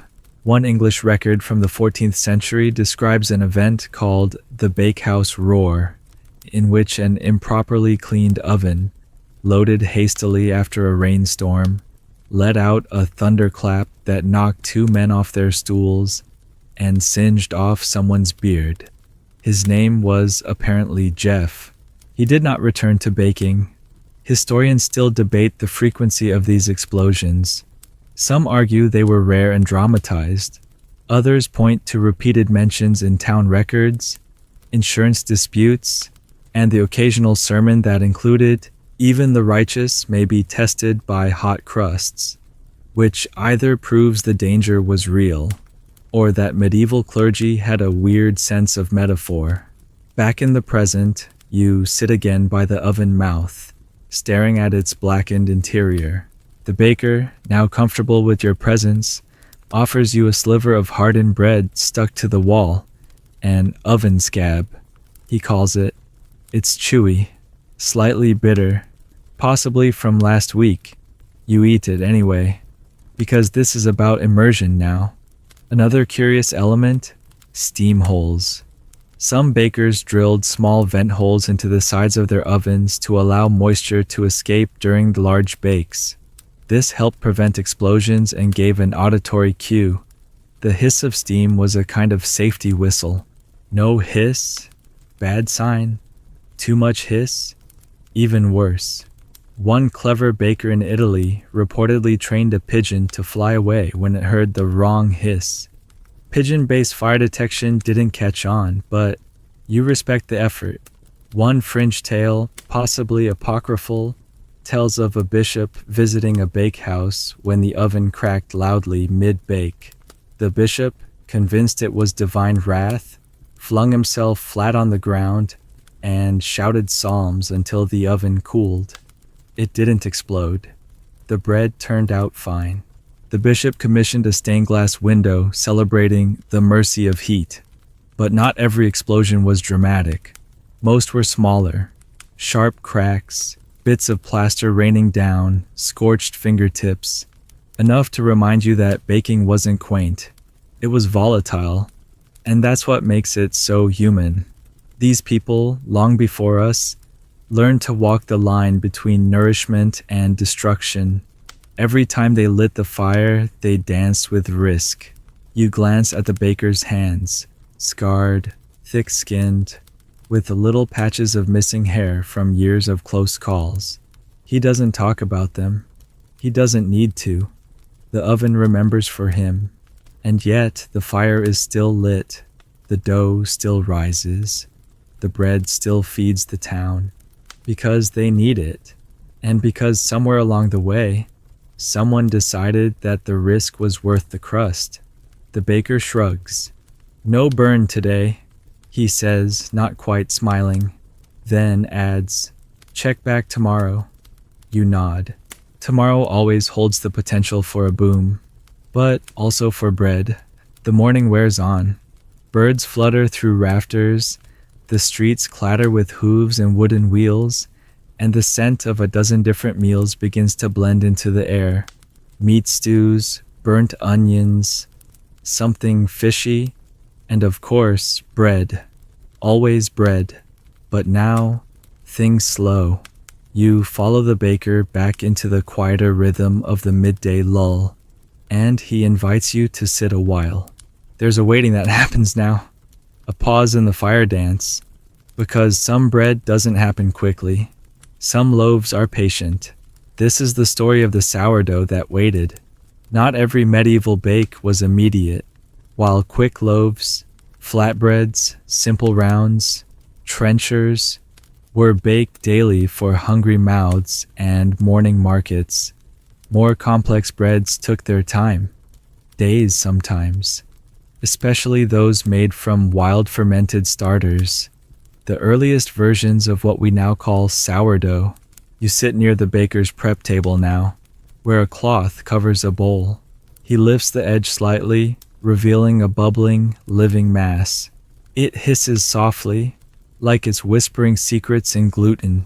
It's not pleasant to look at. Grayish, flecked, smelling faintly of vinegar and damp apples. But it's alive. And it's what gives this next batch of bread its character. Medieval bakers didn't have instant yeast. They had patience. Starters were cultivated from flour and water left to attract wild yeast from the air. A gamble, yes. But once it worked, they fed it daily, like a strange pet. If it died, panic. If it thrived, celebration. And when it smelled just right, tangy but not sour. Sweet but not spoiled. It was time. But before you could bake with it, the fire had to be just so. This is where things got delicate, because the dough demanded a long rise, and that meant the fire needed to be ready after the dough, not before. Mistime that, and you either had a roaring oven with no bread, or a fermented loaf collapsing from overproofing, while the oven grumbled along at a lazy 200 degrees. Celsius wasn't a thing yet, but you know what we mean. The baker glances at his firewood, then at the bowl, then back again. Still waiting, he murmurs. Not to you, to the dough, maybe to the oven, maybe to God. Here's where the danger crept in. Not from dramatic sparks or flaring thatch, but from impatience. A baker trying to rush a slow dough might overfuel the fire to keep it hot longer, or worse, relight a waning fire too soon, cracking the oven from sudden temperature shift. One baker in Lübeck supposedly cracked his oven 3 times in 1 year doing this. After the third, he was fined, flogged, and, most tragically, banned from baking until he proved his dough timing judgment in front of a town judge. He passed. Barely. You ask how long this dough will wait. The baker shrugs. Until it tells me. Which is either poetic or evasive. You spend the next while observing the quiet rituals of a baker at rest. He oils the paddle handle, sweeps stray flour into a neat pile, rolls his shoulders like a man recovering from a long fight.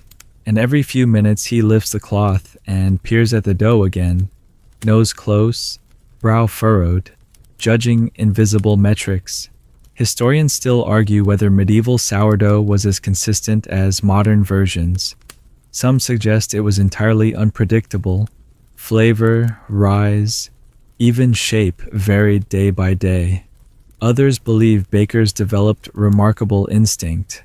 Either way, the process was treated with a kind of mystical reverence. Some towns named their starters. Others passed them down like heirlooms. One monastic record refers to a starter as the brother of loaf. You want that on a t-shirt. As the dough finally begins to dome, the baker nods, subtly to himself. It's time. But first the oven. Now, the fire must be coaxed. Not fed, not stoked, coaxed. The heat must be precise. Too hot, and the long-fermented crust will blister and split. Too cold, and the loaf turns to a gummy brick. The baker presses a palm to the oven lip, waits. He scatters a pinch of flour inside and watches how it browns. Then he nods again. A language of fire and flour. He slides the dough in carefully, not quickly, slowly, deliberately, like he's placing a child into bed. The door closes with a thud that feels final and full of trust. Now, we wait again. A quirky fact. In some towns, bakers marked sourdough bake days with ribbons or chalk signs on their door. It was a social signal. Fancy bread was coming. People might linger, watch, sniff, and if the bake went well, the baker earned something rare, reputation. If it didn't, well, sourdough has a way of loudly announcing its displeasure in the form of collapsed loaves and scorched bottoms. And still, the fire must be managed. The coals nudged, the draft adjusted, the silence observed. The baker doesn't talk now. He sits near the door, eyes half closed, breathing in time with the oven. You sit beside him, letting the minutes stretch. There's something sacred in this pause, something eternal. Because long before timers and thermometers, this is how bread was born. From patience, from listening, from heat that waited. After what could be 20 minutes or 2 hours, time is foggy in the presence of fire. The baker rises. He opens the oven slowly. Inside, the loaf has risen to its full potential. The crust is dark, crackled like old parchment, aromatic with tang and smoke. He slides it out reverently and sets it on the table. You lean in. It smells like time. It smells like effort. It smells like peace earned, not given. And it didn't need to explode to prove its power. The afternoon sun slants lazily across the village square now, casting long shadows and warming the stones underfoot. Children's laughter echoes somewhere near the fountain, and the smell of stew thickens in the air. But back inside the bakehouse, something else is stirring. Something secretive, exclusive, and just a little intimidating. You're about to overhear whispers from the guarded world of the bakers' guilds, where crust was power and knowledge could be restricted. Guilds were more than trade associations. In many parts of medieval Europe, they were little empires of flour and fire, setting prices, training apprentices, policing standards, and perhaps most importantly, guarding the secrets of the bake. Yes, there were secrets. Actual, whispered, passed down only by oath techniques that certain bakers knew, and others never would. You ease yourself onto a bench near the cooling racks. The baker, who's grown surprisingly tolerant of your company, finally speaks in a lower voice. You ever heard of ash-proofing? You shake your head. Exactly. He says with a grin that somehow manages to look both proud and mildly conspiratorial. Turns out, ash-proofing was a technique to protect loaves from the fine layer of embers that might remain after a quick rake. The guilds taught how to brush the hearth with a certain dampened bundle of straw, not too wet, not too dry, to leave just enough heat and remove just enough soot. Done wrong, the bread would taste like someone baked it in a fireplace. Done right, it was flawless. You ask how he learned it. Guild taught me, he says simply. After I passed my heat test. Your ears perk. Heat test? He chuckles, rubbing his hands together. Every journeyman had to stand in front of the oven, bare-faced, and judge the heat by feel. If you flinched too fast, you weren't ready. If you held too long, you weren't smart. But if you got it just right. He trails off. Then they showed you the flame fold. You want to ask what that is, but he doesn't say. Instead, he turns away to check the next batch. Guild secrets were real, and some were strangely theatrical. In Paris, it said that the Grand Pain Guild performed its initiation at midnight on the feast of Saint-Honoré, patron of bakers. The initiate had to kneel before a burning oven and recite the Oath of the Rise, a poem half sermon, half recipe, which included the mysterious line, "Fire ye must tame, not fear." If he succeeded, he was handed a sacred paddle engraved with a wheat sheaf and the year of his acceptance. Historians still debate how much of this was symbolic and how much was real. Some argue that most guild rituals were exaggerated later by romantic chroniclers. Others point to surviving tools, etchings, and even meeting notes that suggest, the bakers were serious about keeping their methods in the family. And it wasn't just techniques. Guilds protected knowledge about fuel types, fermentation tricks, crust coloring, steam tricks, and oven maintenance. One secret involved how to use river stones to retain moisture during a long bake. Another taught a particular way to score dough so it expanded in a spiral rather than a burst. Even burn management, when to let a crust get almost too dark before pulling, was a guarded art. You lean back and look at the bakehouse anew. It's no longer just a kitchen. It's a kind of temple, a place where knowledge passed from hand to hand, over decades, in heat and hardship, and not everyone was welcome. Guilds were notoriously selective. In some cities, only men from bred families could even apply. Others required a sum of money, a sponsor, and a perfect sample loaf. One fringe story from Flanders tells of a woman who, disguised as a man, passed the guild trial by baking a flawless rye boule with a marbled crust and perfect crumb. She was accepted, briefly, until someone noticed she refused to drink from the shared guild cup. The guild expelled her. The records say nothing of what became of her, but a nearby town, curiously, saw a sudden rise in perfect rye loaves. And of course, guilds were also fire regulators. If a member caused a bakehouse fire, the guild might fine him, demote him, or in extreme cases, exile him. Yes, guild exile was a thing. One London record notes that Robert of the Burnt Roof was barred from practice for 5 years after a roof beam scorched during a Lenten bake. His name, sadly, stuck longer than his punishment. You return your attention to the baker, now moving through his space with something like choreography. Every motion has intention. Paddle down, loaf turned, coal checked, cloth folded. There's no waste, no error. It's not just skill. It's tradition honed through fire. Why all the secrecy? You ask. He shrugs. Same reason you don't tell everyone where the village well is. If they know too much, they stop respecting the source. You nod. Not because you entirely agree, but because it suddenly makes sense. In a world where bread meant survival, knowing how to make it, and how not to burn the town down in the process, wasn't just a trade.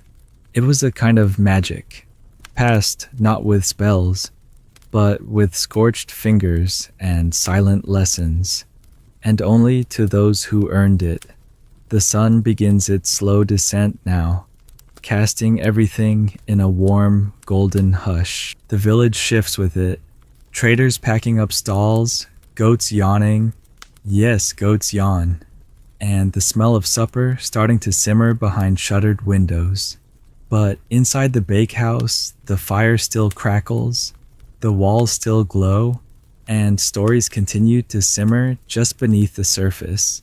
Because as much as bread gave life, it could also invite judgment, harsh, public, fiery judgment.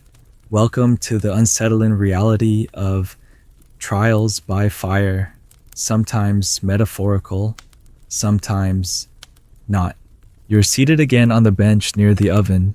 The baker, older, dusted with flour, and shaped by years of heat, leans back, arms crossed, a loaf cooling on the table beside him. "You want to hear the worst of it?" he asks. You nod. Sometimes the village didn't wait for proof. Turns out, when fire struck, when a bakehouse burned or a bread cart went up in flames, there was often no careful investigation. There was just blame. And in the Middle Ages, few people carried more public pressure than the baker. Everyone ate bread. Everyone needed it. And if that daily need wasn't met, the town had questions. You learn of a case from 1324 in a village outside Rouen. A bakehouse fire caught two nearby homes, one child's cradle, and a storeroom filled with grain. The baker was accused of negligence. His fire too high, too long, too close to uncleaned ash. The town held a tribunal, not in a court, but in the marketplace. They made him stand in front of the scorched ruin and swear, under oath, that he had tended the fire carefully. When he hesitated, someone threw a crust at him. Someone else threw a rock. He lived, but he never baked again. These weren't official witch trials or church-led inquisitions. These were village reckonings, raw, immediate, fueled by grief, hunger, and the ever-present terror of fire. Sometimes there were fines, sometimes exile, and sometimes they weren't content with the punishment alone. One chilling tale from Bavaria speaks of a baker whose oven flared during an unusually dry summer. A dozen buildings lost, no lives, but everything else. The town forced him into what they called the burning circle, a trial where he had to bake a perfect loaf without causing even the slightest smoke drift. If he failed, he'd be stripped of his tools and banned from touching fire for 10 years. He succeeded. Barely. Historians still argue about the validity of these stories. Some claim they're exaggerated or symbolic, cautionary tales used to train apprentices and warn reckless journeymen. Others say they're based on truth, town records, fines, bakehouse rebuilding grants. They all suggest that some kind of communal justice did take place, usually fast and emotionally charged. Back in the bakehouse, the baker pulls out a scorched board from behind the oven. It's blackened, the edges curled like old bark. This, he says, was all that was left after the 139 fire. He doesn't clarify what 139 refers to. A year, a temperature, a tally of some kind. But the weight in his voice doesn't need context. He places a new board on the hook above the hearth, next to others. Some marked, some clean. Every baker earns a scar, he says. We just hope it doesn't take anyone else down with us. You notice now the little ways fire judgment shows up in daily life. A charred notch on the oven lip, where someone long ago burned themselves reaching in too fast. A stone near the doorway, etched with initials and a date. Perhaps a baker lost. Perhaps one reborn. Even the pattern on the paddle. Not just decoration, but a record. The grain line of responsibility. A quirky detail. In some towns, bread was used as a literal testimony tool. During disputes, parties might be asked to break bread together from a neutral bake. If they refused, it was seen as admission of guilt. If they ate, it was a sign of peace. But if the bread cracked oddly, say if it crumbled or gave off smoke, it could be taken as a divine sign of dishonesty. Imagine being undone by an overly dry crust. And when a bakehouse caught fire, the community came running, not just with buckets, but with judgment. Was it poor fire tending? Was it bad wood? Was it sabotage? You begin to realize that bakehouses weren't just physical places. They were emotional lightning rods. Everyone needed them. Everyone feared them, and no one forgot them. There's a story from Naples of a baker who survived 3 separate bakehouse fires. The third time, he walked straight into the town square, laid his paddle on the ground, and declared himself cursed. He left the city that night. The next morning, someone painted his oven with the phrase, "Fuoco non dimentica," fire does not forget. You sit quietly now, watching the last loaf of the day cool on the table. The baker doesn't say much anymore. His movements are slower. The fire is low, but there's something sacred in this silence.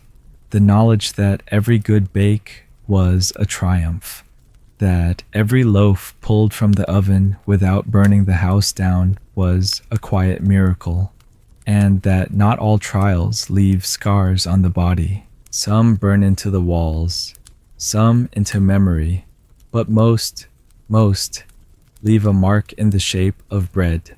The village is quiet now, hushed by the golden stillness of late afternoon. Smoke drifts from chimneys like the sighs of weary houses. The baker leans against the doorway, arms folded, watching the sky turn amber above the trees. You join him, both of you gazing toward the edge of town, where the fields ripple and the air feels just a little freer. It's here he tells you something odd, something you didn't expect to hear in a story about bread. "Did you know," he says, "that the king once told us where to put our ovens?" You blink. That's right.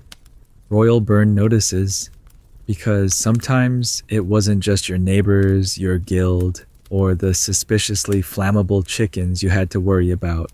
Sometimes the crown got involved. Across medieval Europe, monarchs issued proclamations, sometimes broad, sometimes bizarre, that regulated the placement of bakehouses. Why? Because even kings knew that one stray ember could reduce a loyal village to a smoky ruin. So royal edicts emerged, dictating where, how, and in some cases, if you could bake. You and the baker walk slowly toward the village's edge, where a weathered wooden sign leans awkwardly against a fence post, faded, chipped, but still legible. It reads, "By decree of his grace, no oven shall be built within 12 paces of dwelling walls."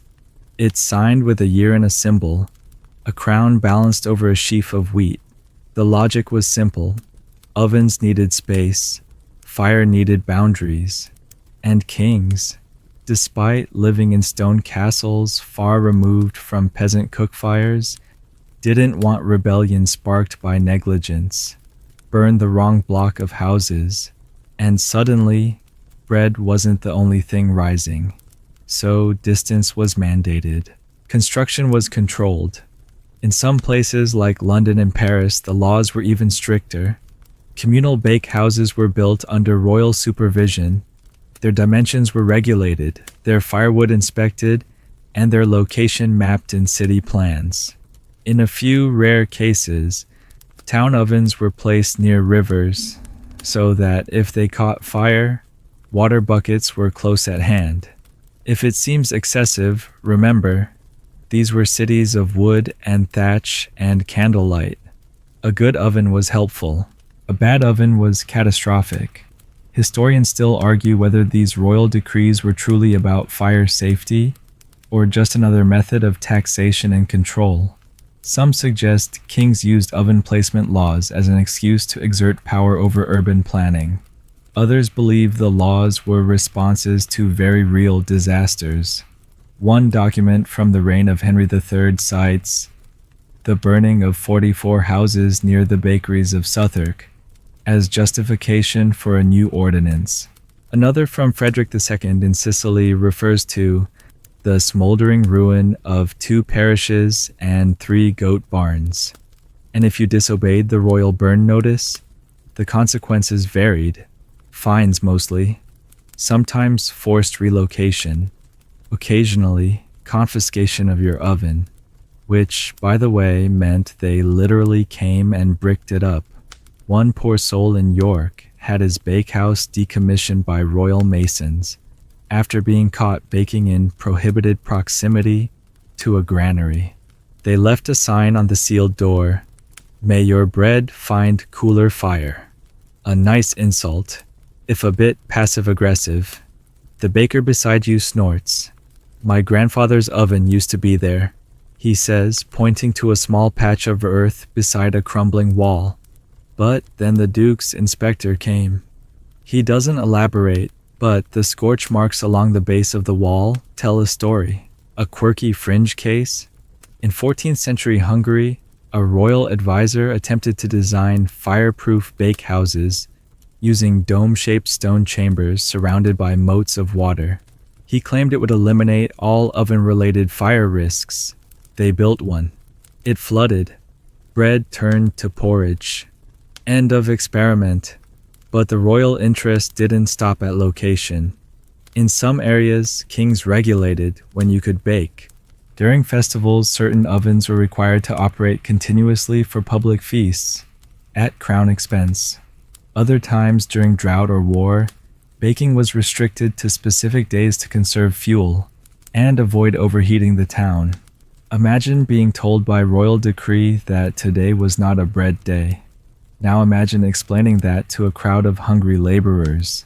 You sit now at the edge of the field, listening to the wind and the gentle creak of trees. The baker drops down beside you with a tired grunt, pulling a small roll from his pouch. "This one," he says, "was baked in the king-approved oven zone." You both laugh.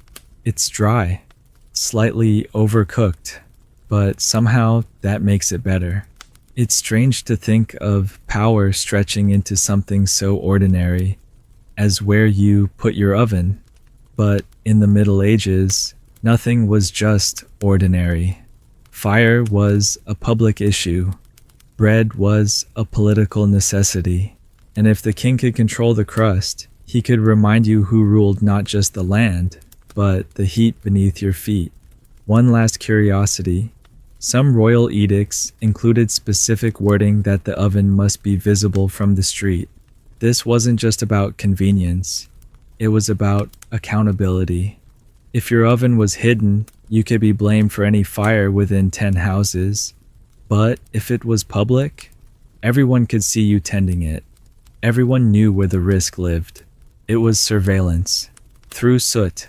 You finish the roll, crumbs falling into the grass. The baker stands stretching, his eyes scanning the rooftops once more. "Still standing," he says, "for now, because fire listens to no man, not even a king." The light is soft now, slipping from gold into rose, then into the muted blue of evening. You walk through the village square once more, where the day's energy has begun to fade into tired footsteps and low voices. A few shopkeepers sweep their stoops, and the last of the bread has been sold. But behind the bakehouse, in the shadows where accounts are settled and favors exchanged, another layer of fire politics once ruled the rhythm of medieval baking. This is where we meet the unspoken economy of bread tax and burn bribes. Yes, baking wasn't just flour and fire, it was finance. And in towns across Europe, access to ovens and the fuel to fire them was often tangled in fees, loopholes, and a quiet kind of corruption that involved more crust than coin. You sit near the bakehouse now as the baker empties a small pouch onto the table. Inside are a few copper coins, a scrap of parchment, and, curiously, a dried fish. "Rent," he mutters, rolling his eyes. "And a bribe." He gestures toward the coins. "That's the oven tax. The fish is for the fire warden." He says it like this is normal, because it was. In many towns, bakers didn't own their ovens. They leased them from the lord, the church, or the town council. These ovens were considered public infrastructure, and access came with a cost, sometimes daily, sometimes weekly. It was called the banal fee, a holdover from feudal rights where peasants had to pay to use their lord's mill, press, or, yes, oven. The idea was you didn't get to play with fire unless you paid for the privilege. But of course, fire wasn't always fair. Taxes varied wildly. One town might charge a flat rate per loaf. Another might charge by weight, by day, or by fuel used. And then there were the extras. Fees for ash disposal, fees for late night baking, fees for smoke nuisance. One particularly inventive town in Saxony instituted a noise tax on bakers who clanged too loudly before dawn. No one liked the clanging. Historians still argue whether these taxes were effective safeguards or just a way to extract more money from an already scorched profession. Some say they funded fire brigades and town improvements. Others suggest they padded the pockets of officials who hadn't lifted a dough paddle in their lives. One account from Prague describes a bakehouse official who arrived each week, took the tax, inspected the hearth, and then requested a gift for his journey home. His journey was a block and a half. The baker before you shrugs as he counts the coins. I give the clerk a loaf every Thursday. Keeps the inspections quick and quiet. You're not sure if he's proud or just tired. Probably both. Sometimes bribes weren't just to keep things moving. They were to keep things lit. In towns with strict fire ordinances, baking outside designated hours was banned. But let's say it's the Feast of St. Martin. Everyone wants bread. You're behind. The fire's low. You need to bake at night. So you slip the inspector a sweetened roll or a bottle of cider. And suddenly the rules bend like a hot crust. It wasn't legal, but it was tolerated. And if you couldn't pay, you waited, or you risked it. And if you were caught, you didn't just pay the fee. You paid in reputation. A baker labeled fire thief or coal deceiver might lose customers, or worse, get reported to the guild, who could fine you again and force you to publicly confess your baking sins. One record from Bruges mentions a man who had to stand in the square holding a burnt loaf with the phrase, "I have scorched both bread and law," stitched to his tunic. It was supposed to be humiliating, but honestly, you'd wear that shirt. You glance at the parchment the baker unrolls, an official-looking document with neat inked rows.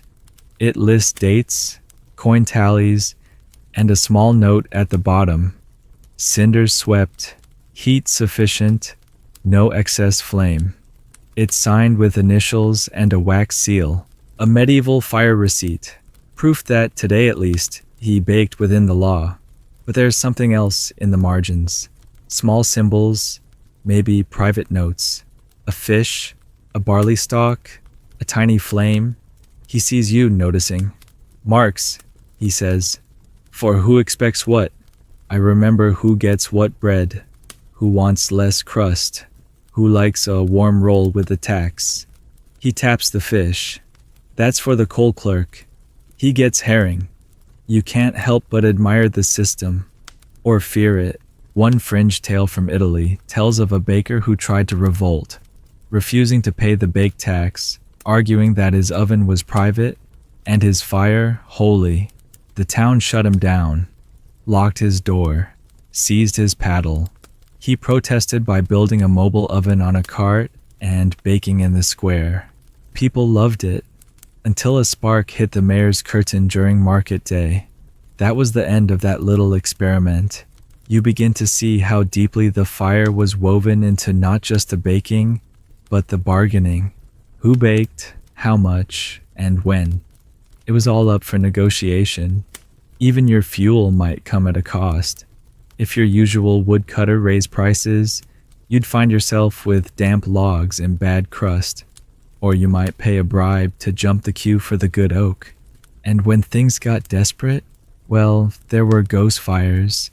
Bakers sneaking coals from neighbors, lighting ovens after curfew, or borrowing fuel under the table. It was risky, but sometimes risk was cheaper than rent.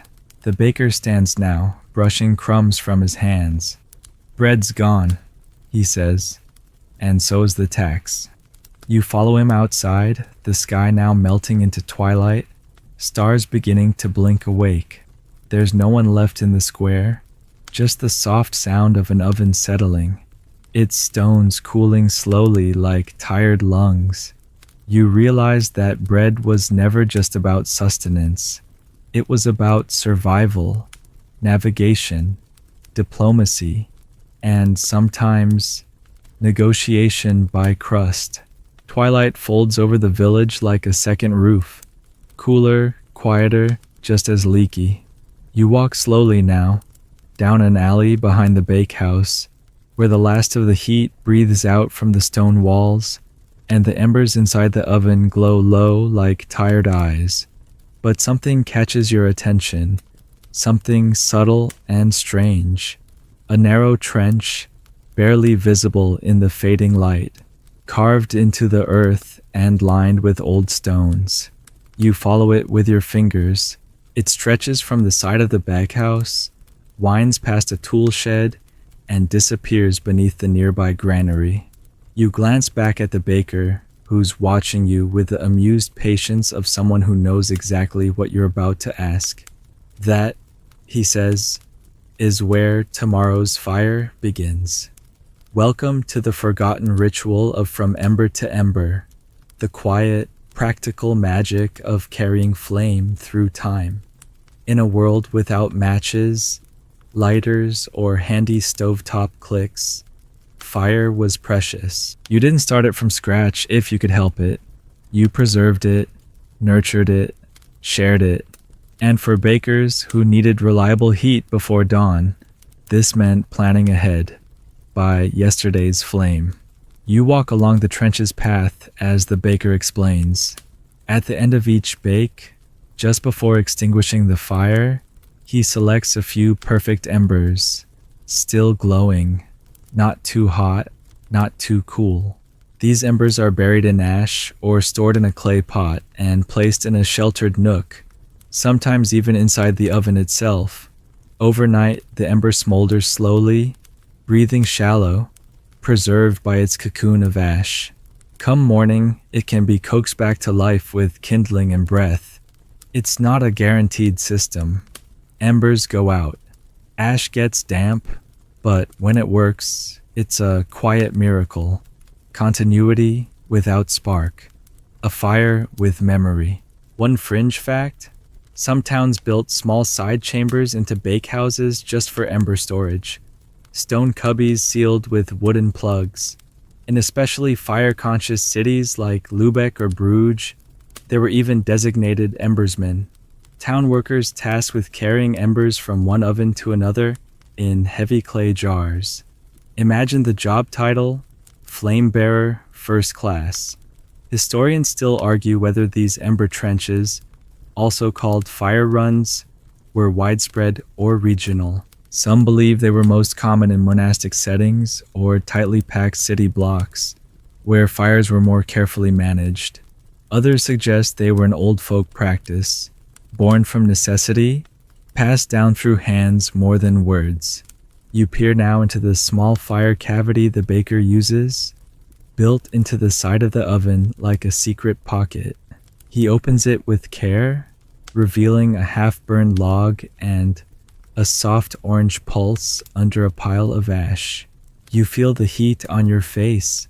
It's not dramatic, it's not roaring, but it's there, waiting, ready.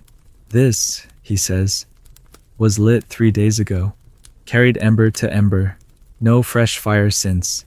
He sounds proud. He should be, because keeping a fire alive without reigniting it isn't just practical, it's symbolic. It means continuity. It means you did your job yesterday, and the day before that, and the day before that. It means someone can count on your warmth. There's something haunting about that. You think back to the first embers of this story, the pre-dawn fires, the midnight bakers, the apprentices covered in soot. Each one relied on the flame passed down from the day before. You begin to wonder how far back it goes. How many mornings were lit by the faint heat of a previous sunset? Some legends claim that certain embers were never extinguished, carried in sacred clay vessels from town to town, from country to country. One tale from the Rhone Valley speaks of a baker whose family flame had been burning for over 50 years. When it finally went out during a storm, the story goes that he traveled 2 villages away to borrow an ember from a friend, refusing to break the line. The loaf he baked that day was gifted to the chapel and never eaten. It sits, stone hard, in a glass box to this day. Probably. There were rules too. You couldn't share embers with just anyone. In some places, it was a sign of deep trust, almost familial. Giving someone an ember was like handing them a heartbeat. If they lost it, it reflected on you. If they kept it alive, you were bound by bread. You ask the baker if he ever shares his fire. He nods. Only with Thomas, down the lane. And only on feast days. A pause. And once, during the frost of '89. He doesn't say more. He doesn't have to. You notice a second trench now, smaller, branching off toward what looks like a mill house. It's shallow, filled with charcoal fragments. Old one, he says, used to be shared fire between us and the mill, before the fire ordinance split the lines. That's another detail. As towns grew, bakehouses and mills were often regulated to prevent shared embers. Too many accidents, too many disputes. But in the older neighborhoods, like this one, the traces remain. The secret paths of fire. The baker stirs the embers with a poker, then gently lays a thin log across the top. It catches immediately, the orange deepening, then flickering into life. A new flame from an old one. You sit together as the stars emerge. No words now, just the soft crackle. You think of everything that flame has seen, every loaf it's baked, every near miss it's survived. And tomorrow, when the dough is ready and the oven stands cold, this ember will become fire again. Because sometimes survival is not about ignition. It's about preservation. Night has fully taken hold now, soft and vast and quiet. The last voices have faded, the doors latched, and even the animals have stilled. You sit on a stone beside the bakehouse, warmed by the faint ember still alive inside, the one that will greet tomorrow's bread. You've wandered far through flame and flower, but before we drift into sleep, there's one more lesson left, one final truth to carry with you. It's time to reflect on the lessons in smoke. The baker sits beside you again, rubbing his hands, fingertips dusted with ash and callus. He doesn't say much at first. He just stares up at the stars. When he speaks, his voice is low. Funny thing about fire. Everyone fears the flame, but the smart ones watch the smoke. You follow his gaze to the thin wisp curling from the chimney, the last sigh of a long day's labor, and you realize he's right. In the Middle Ages, smoke wasn't just a byproduct. It was a warning, a whisper, a language. And if you listen carefully, it could teach you everything. Thick, black smoke, too much green wood, dangerous, sparks in the air, overstoked, wind-blown, trouble, no smoke at all. Either the fire's out or something's gone terribly wrong and no one noticed. Every kind of smoke meant something. Bakers knew this. So did brewers, smiths, and even the town constable, who learned to read smoke like others read the sky. You sit quietly, listening to the smoke. Not the sound exactly, but the rhythm, the presence. It's slower now, gentle, harmless. It tells you that today was safe, that no roof caught, no child cried, no midnight bell rang. That's what smoke teaches you in the end. That prevention is quieter than disaster. That care isn't loud, but consistent. That most of the work that saves the village, no one ever sees. The baker leans forward, pokes the last ember with a stick. People talk about fire like it's a beast, something wild, but it's not. It's a mirror. It shows you how you live. He gestures at the oven. You feed it wrong, it fights back. You neglect it, it dies. You rush it, it explodes. But if you give it what it needs, space, air, time, it gives back. And really, isn't that everything? Fire, bread, people. You think back on all you've seen. Apprentices burned and blessed, loaves risen from whispering dough, bakehouse laws carved into stone, guilds guarding secrets like gold, embers carried across alleys like promises, and in all of it, the quiet smoke watching above. The baker rises, pats the oven gently, like saying goodnight to an old friend. She'll be ready in the morning, he says, just needs to rest. And so do you, because now it's time. Time to slip away from the firelight, to leave the crackle behind, to let the warmth of bread and the softness of flour lull you into stillness. And as you lie down, maybe on a straw mattress, maybe just in your imagination, you carry with you the smell of ash and crust, the feeling of soot beneath your fingernails, the sound of a fire that didn't burn too bright, but just enough to feed, just enough to live, just enough to sleep. Good night, keeper of embers. The village still stands, and tomorrow there will be bread. The stars are high now, scattered across the night sky like flour on a baker's apron. The oven has cooled to a soft glow, like the warmth left in your blankets after a long dream. Somewhere, a rooster stirs, but even he knows it's not time yet. Let this stillness wrap around you. Let the quiet of the village ease into your breath. No more flames to tend, no more loaves to shape. Just the gentle knowledge that everything has been done for today, and done well. There's peace in the rhythm of old hands and older ovens, in the hush between batches, in the soft crackle of a fire that only wants to warm. Maybe you carry some ember of that now, a little glow in your chest, a quiet heat, reminding you that care doesn't need noise, and safety doesn't need applause. You've wandered through smoke and soot and story. You've heard the creak of bread cooling, the hush of monks by moonlight, the laughter of apprentices burned and loved by fire. And now, there's only rest. No need to move, no need to wake.